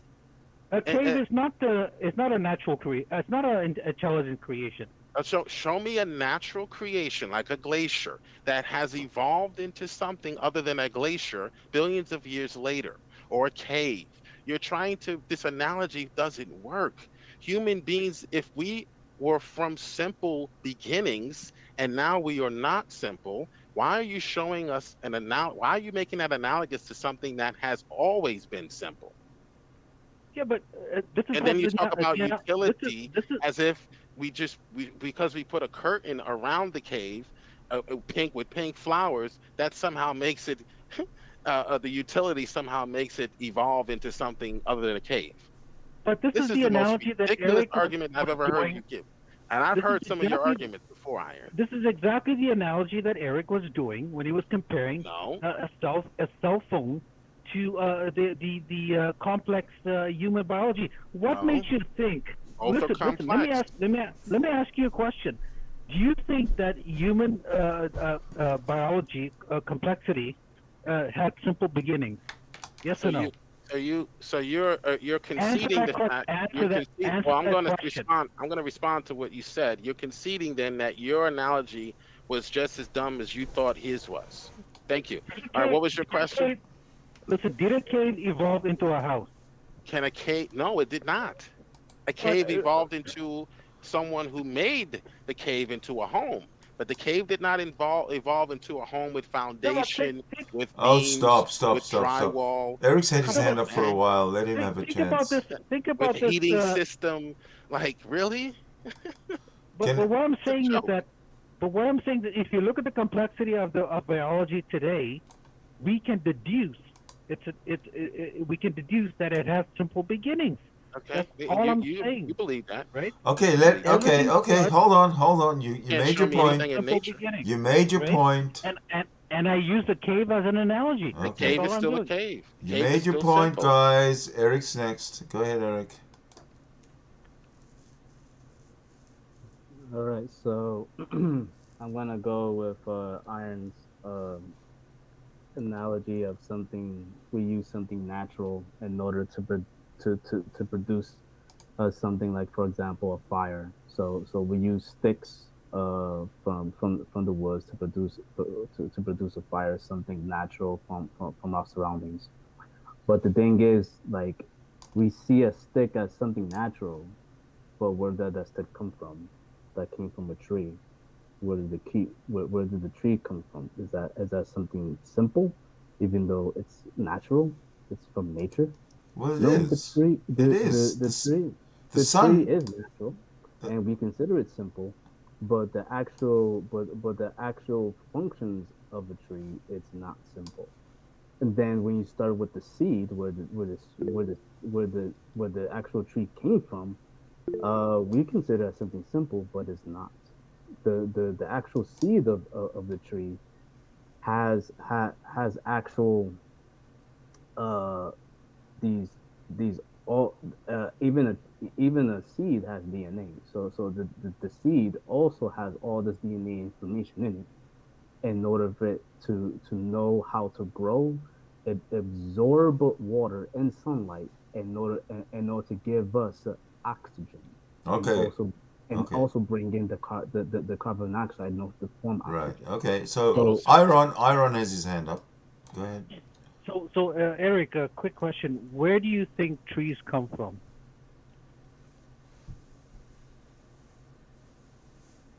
He's a creationist. What do you think? No, I want to hear an answer from him. Okay, I really want to hear an answer because I want to know how deep his science goes. Okay. okay. So basically, a tree starts off from basically a sapling, then goes back to a seed. And then within the seed, Eric, I want to cut you off there. You're way ahead, man. That's just the end product is the seed. I no, want you to go further back. there is that's impossible, because I want you to. if the end product is only the seed, then that doesn't explain the complexity of a seed, because the seed also has DNA. So I so want you to go further back from the seed. Where does the seed come from? Okay, so basically the seed come from basically the creator himself, basically. So someone had to create that complexity of that seed, because the seed is not simple; it's complex. You said someone. Yeah, a god, a god. So when at what point did God create the seed? Did God create the seed complete, or did God actually say, let's start with chemicals, right?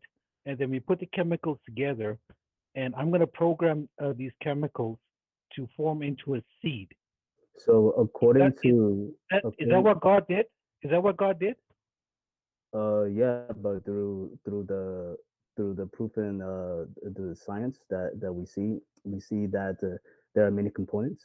So basically that's how he formed everything. He formed everything with these different components to prove without a doubt that these Well, things well, you, were created by someone, the same way we create things with different components. Is the same way that he wants to see people, for people to see that, look, this have many components. It's just not just one thing. I just didn't say proof is there, to show proof that yes, someone was behind this, because it has many different yeah, components, yeah, and yeah, but and has a function. yeah, but you just described the chemical evolution. Okay, but what's the process? But okay, so chemical evolution discovered the process, Is discovered the it. seed is the seed made of chemicals? I like to use uncover rather than discover. No, is the seed made Eric, of chemicals? Yes or no? The, is the seed made of chemicals? Yeah. of course. Okay. Chemicals? Yeah. So Uh, who put Chemicals, those chemicals? protein molecules. Yeah, God used the stuff of the earth to create everything. That's why we Okay. have Yeah. similarities Thank you, in Joe. that's why we have similarities in DNA and structure, because God used the same stuff of the earth to create everything. Okay. So did God start with a simple process or a complex process? I don't know what that means. Simple process. So, well, a seed is pretty complex, isn't it? Sure. Eric just said that a seed knows when to germinate, how to take in water, how much water it needs, and all this. It's pretty complex, Right. yeah. right? Yes, So God programmed all of that into the seed. Is that right? that's correct. So God talks to chemicals, right? So basically, what you're saying, the components of the seed are basically the simple things, but when it comes to all together, it makes it complex. So what you're suggesting here is a form of what's it called? God is in every atom or every molecule. Is that what you're suggesting here? Yeah, because he created the parts of the atom. He created everything that forms the atom. So yeah, so even though even though he made these simple parts, I guess to form the atom is not simple. It's complex. The Okay, parts of so the at atom what? is not So simple how either. small?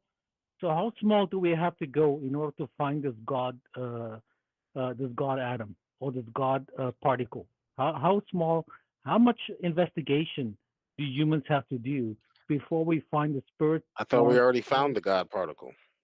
No, that's a name that some creationists gave that Higgs Uh-huh. boson thing. Right, All right, right. that's The bullshit. God particle. Okay. And you know that, Joe. You know Well, that. Right. So what You know that exactly did creationists. why? You so know that creationists always want to put a spin on scientific discoveries. They right, always right. want to do that. They So did what that with exactly Mary did you Schweitzer. right, what exactly did you want us to find? A simple cell that God supposedly started with? That's assuming the consequent, I think. No, We the don't we particle. don't we don't Yeah. have to suggest that God started simple and then it grew to complex. We That's your evolutionary Oh, okay. So assumption. okay. So your suggestion is that God started fully complex. Is that right? God himself is complex. Okay. Is God chemical? No, Is God uh, is God made of photons? chemicals are not simple. I Is agree God with made of Eric. it? Is God Nothing made of we Does God we does God have electrons? we used to believe that the cell was simple, but nothing but a blob of gelatin. That's what your scientists used to believe. We all, the Okay, Christian okay. scientists, knew otherwise. I'm But that's asking you what a question, scientists Joe. used to believe. Why are you bringing this 40-year-old scientific I'm asking dogma you a simple to question. I'm asking you Sydney's a simple channel? question. Can you answer this No question? Does such thing God as a have? simple cell. There's no such thing as Does, a simple cell. Stop I'm using asking you. 40-year-old arguments, please. Does God have electrons? Yes or no? God is not a physical being. He transcends the physical world Oh or my time, God. space, and matter. Oh, that's ridiculous. How? Okay, What do you call? that's What fine. do you call something that transcends space, time, and matter? That's nothing. Something that transcends time, space, and matter. That's nothing. The creator of time, space, and matter. That's what I would So call God is that, so God is nothing. since time, space, and matter exist. So God transcends time, space, and matter, Yeah, right? meaning he's not limited in it or to it or from it. So if something is spaceless and something is timeless and something is immaterial, what do you call that? I call that something that doesn't exist in your understanding of the natural universe. Well, I call that something that doesn't exist. That's That is fine. Plain and Oh, something. simple. you're a naturalist. Of course, it That doesn't is Plain and exist in your simple. called. natural world. You don't That is have Okay, a Eric. called. telescope big enough. Eric, go ahead. Go ahead, Eric. Right. That is called the necessary thing that I'm talking about. That's non-contingent. So something that definitely can produce everything and is not limited. It's non-contingent. So it can't, because everything else is contingent. It could be more or less, but something, and then something contingent has a purpose for A it being cause. a cause for it being contingent.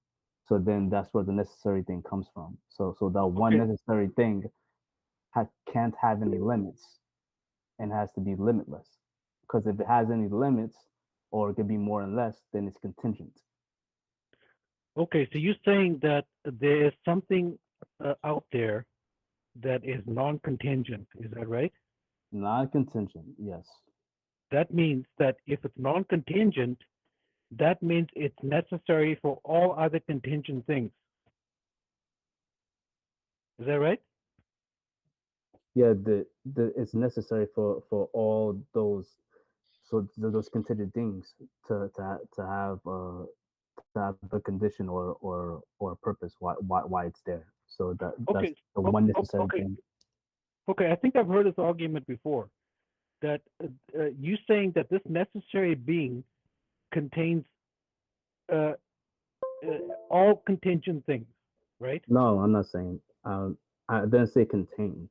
I said basically it is the cause of all contingent things. Okay, so that means that this thing that caused all contingent things is non-contingent, right? That's correct. It is not contingent. Right. Because, So it doesn't depend on anything. It doesn't depend on anything else, right? That's correct. So this classifies this thing as a necessary being, right?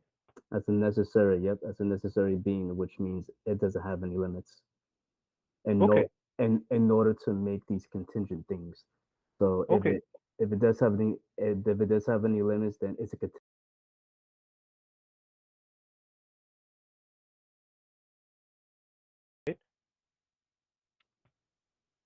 well, arbitrary limits.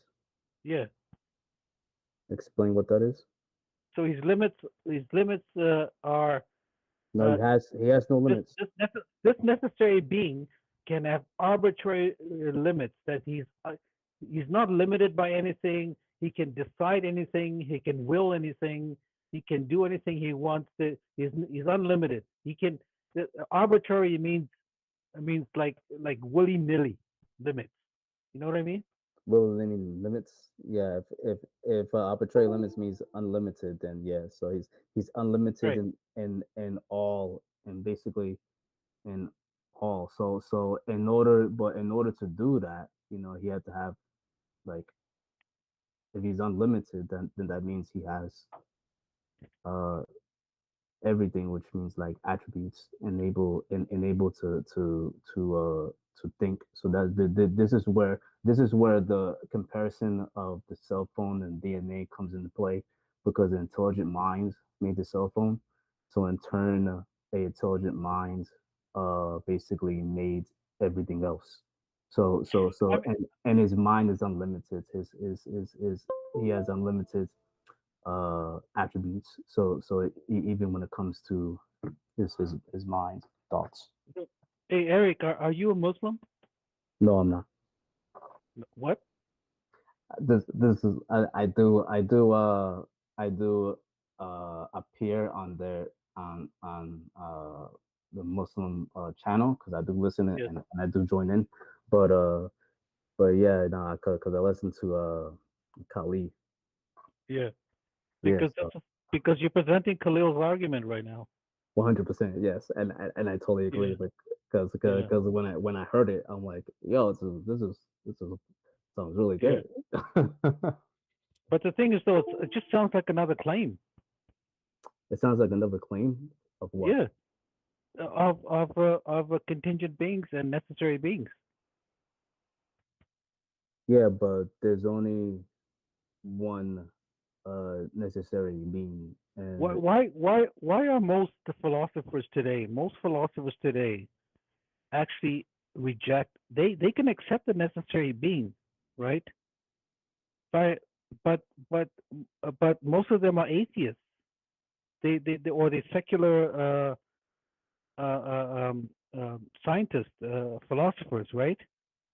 Like, this is the thing. Like, I don't understand why Khalil. You're a theist. If you accept the necessary being, then you're a theist. You're not an atheist. Well, yeah, exactly. If you accept the necessary being, you're a theist, right? But these philosophers say they have a big problem with this contingency argument and necessary being argument. They still remain atheists, right? I don't know why.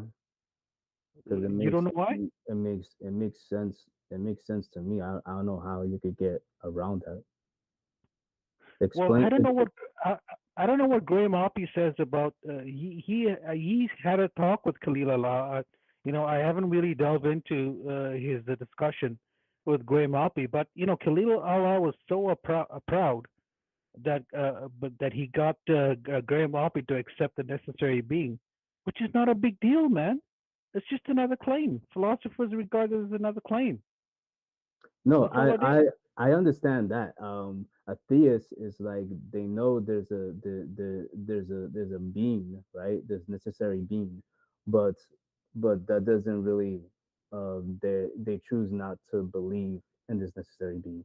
So they choose to go on life without this necessary being because because it's like, due to religion and due to the stories of gods and everything, and that and these gods are the purpose for life, and then what these gods do and the story of these gods and all that stuff, they just can't Yeah. join Yeah.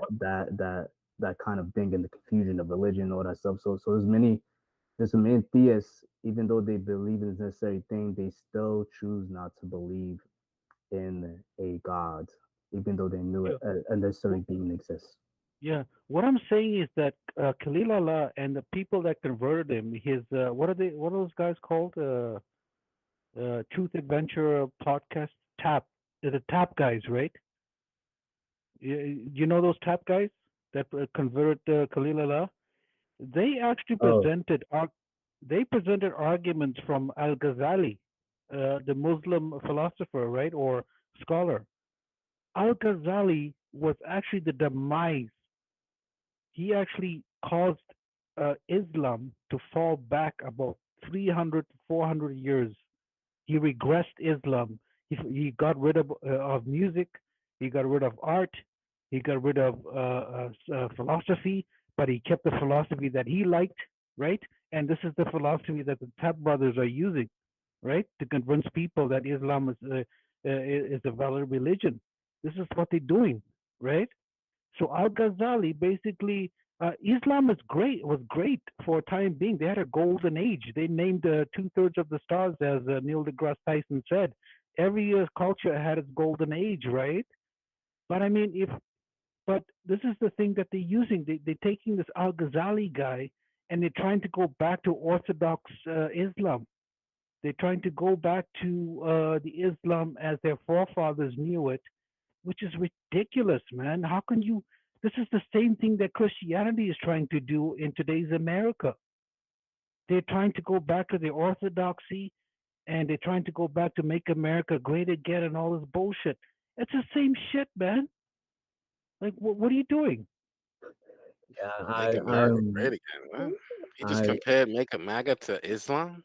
Dude, What? you have I'm, no idea what you're talking about. I'm No, not so agreeing with Islam. I'm just agreeing with the logical explanation Right. and the You no, philosophical I sense. you can make understand. a So you can make a philosophical uh, concept work or argument and accept that argument without accepting Islam. Islam is hopelessly flawed because of its book, because of its founder, not because of anyone who came later and did great things like name stars who happen to be Muslims. Jill, I wouldn't be too critical of Islam because Islam comes from your messed up religion. Oh, it does? Really? Yeah, Then yeah, it then does. they would have accepted Christ and we wouldn't have had Well, all the no, bloodshed. Islam actually claims to correct your messed up religion. So They can claim what they want to claim. It's fatally flawed, don't be too critical historically of Islam, man. and morally flawed, both Right? Because historically and morally. hey, they believe in Jesus Christ. It may not be the same Jesus, but they do believe in Jesus Christ. They listen, believe Jesus and Mary. Eric, I don't know. My bass is not that high on my earphones, but Eric, your bass is really high. It almost Is sounds it? like it's muffling. Can you turn up your treble? Your treble? Like, can you turn up your highs? Because I can hardly make out what you're saying. Sounds fine to me. No, but Joe, your mic is balanced. It's well balanced, but Eric's mic is a little bit bassy. It's too much bass. Wait, how do I do that? Oh, settings, right? So let's talk about what you guys believe. Who's Christianity you has guys? defended Christianity has defended its faith for 2,000 years and still unscathed. Your religion has only been what 100 years, 200 years old. Your evolutionary. Listen, Jill. Jill, you're wrong. You're wrong. Christianity's only been around for about 700 years. 700 years. Wow. Yeah, what Wow. are you talking about? Yeah. Okay. 700 years. Right. Paul's Yeah, writing in 50 A.D. Right. I don't know where you get your 2,000 years from. Is Paul, do secular, both secular and conservative historians, do they not agree that Paul is writing in 50 A.D.? Christianity started at AD 300, my Okay, man. didn't think so. Yeah, Didn't think so. All right. yeah. So let's start with your religion. Let's start asking you questions about what you believe. Can either of you name give us one example of evolution? Who you talking to? Any one of you religious zealots, An evolutionists. example of an Yeah, give us example an of example of evolution.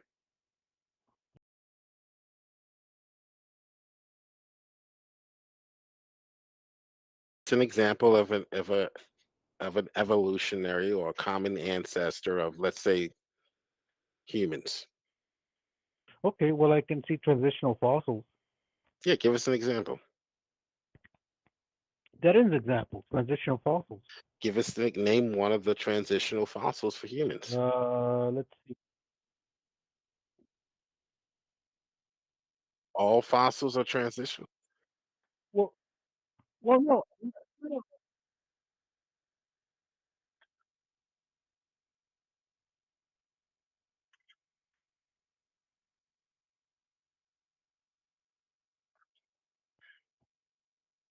I just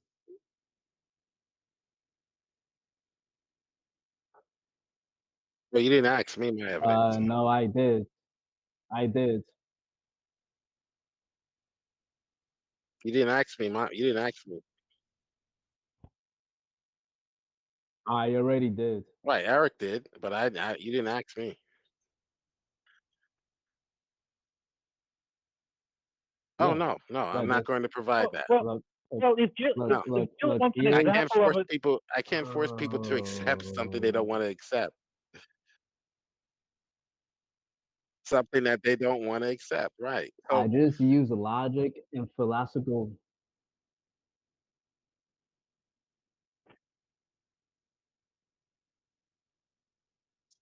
yes, yes, yes.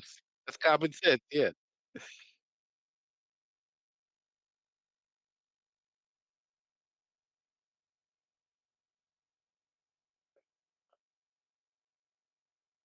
Do you know what a false dichotomy? Do you know what a false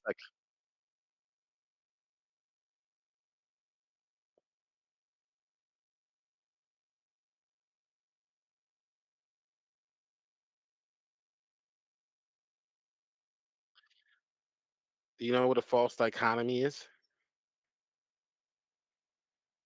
Okay. Okay. So what you yeah, sure. Let me respond. Yeah. You're stumbling over yourself now. Yeah. Okay. So let me explain the fallacy. No, uh-huh.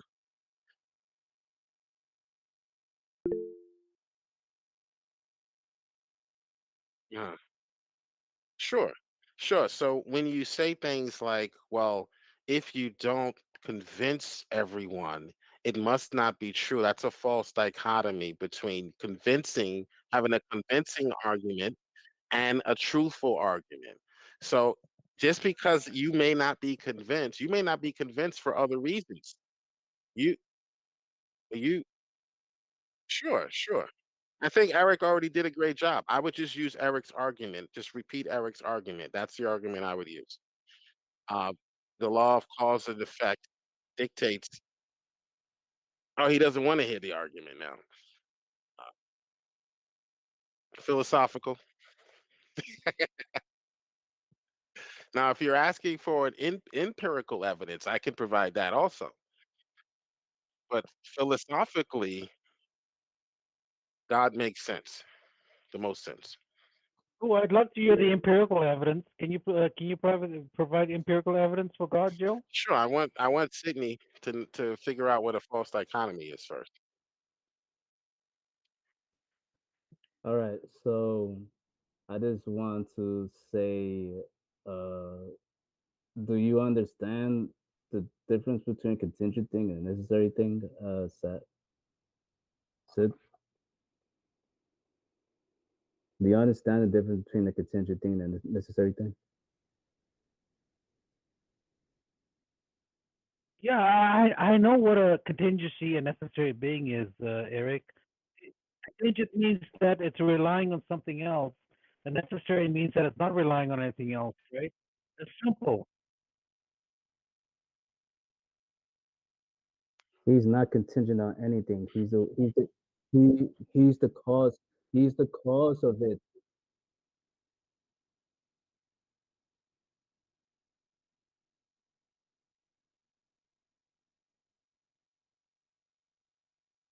I really explained. So I guess no. I guess you were not listening.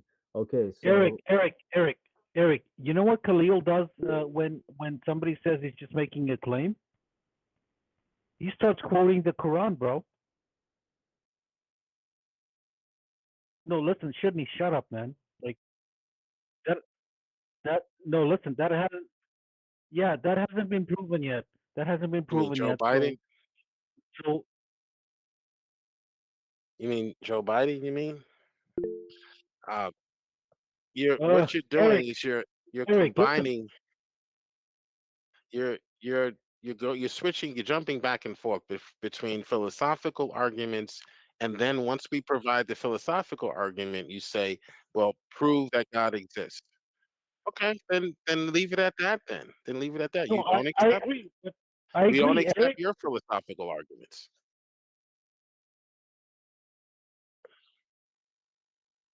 Okay, then say that. Then say that. I uh, want empirical evidence your God exists.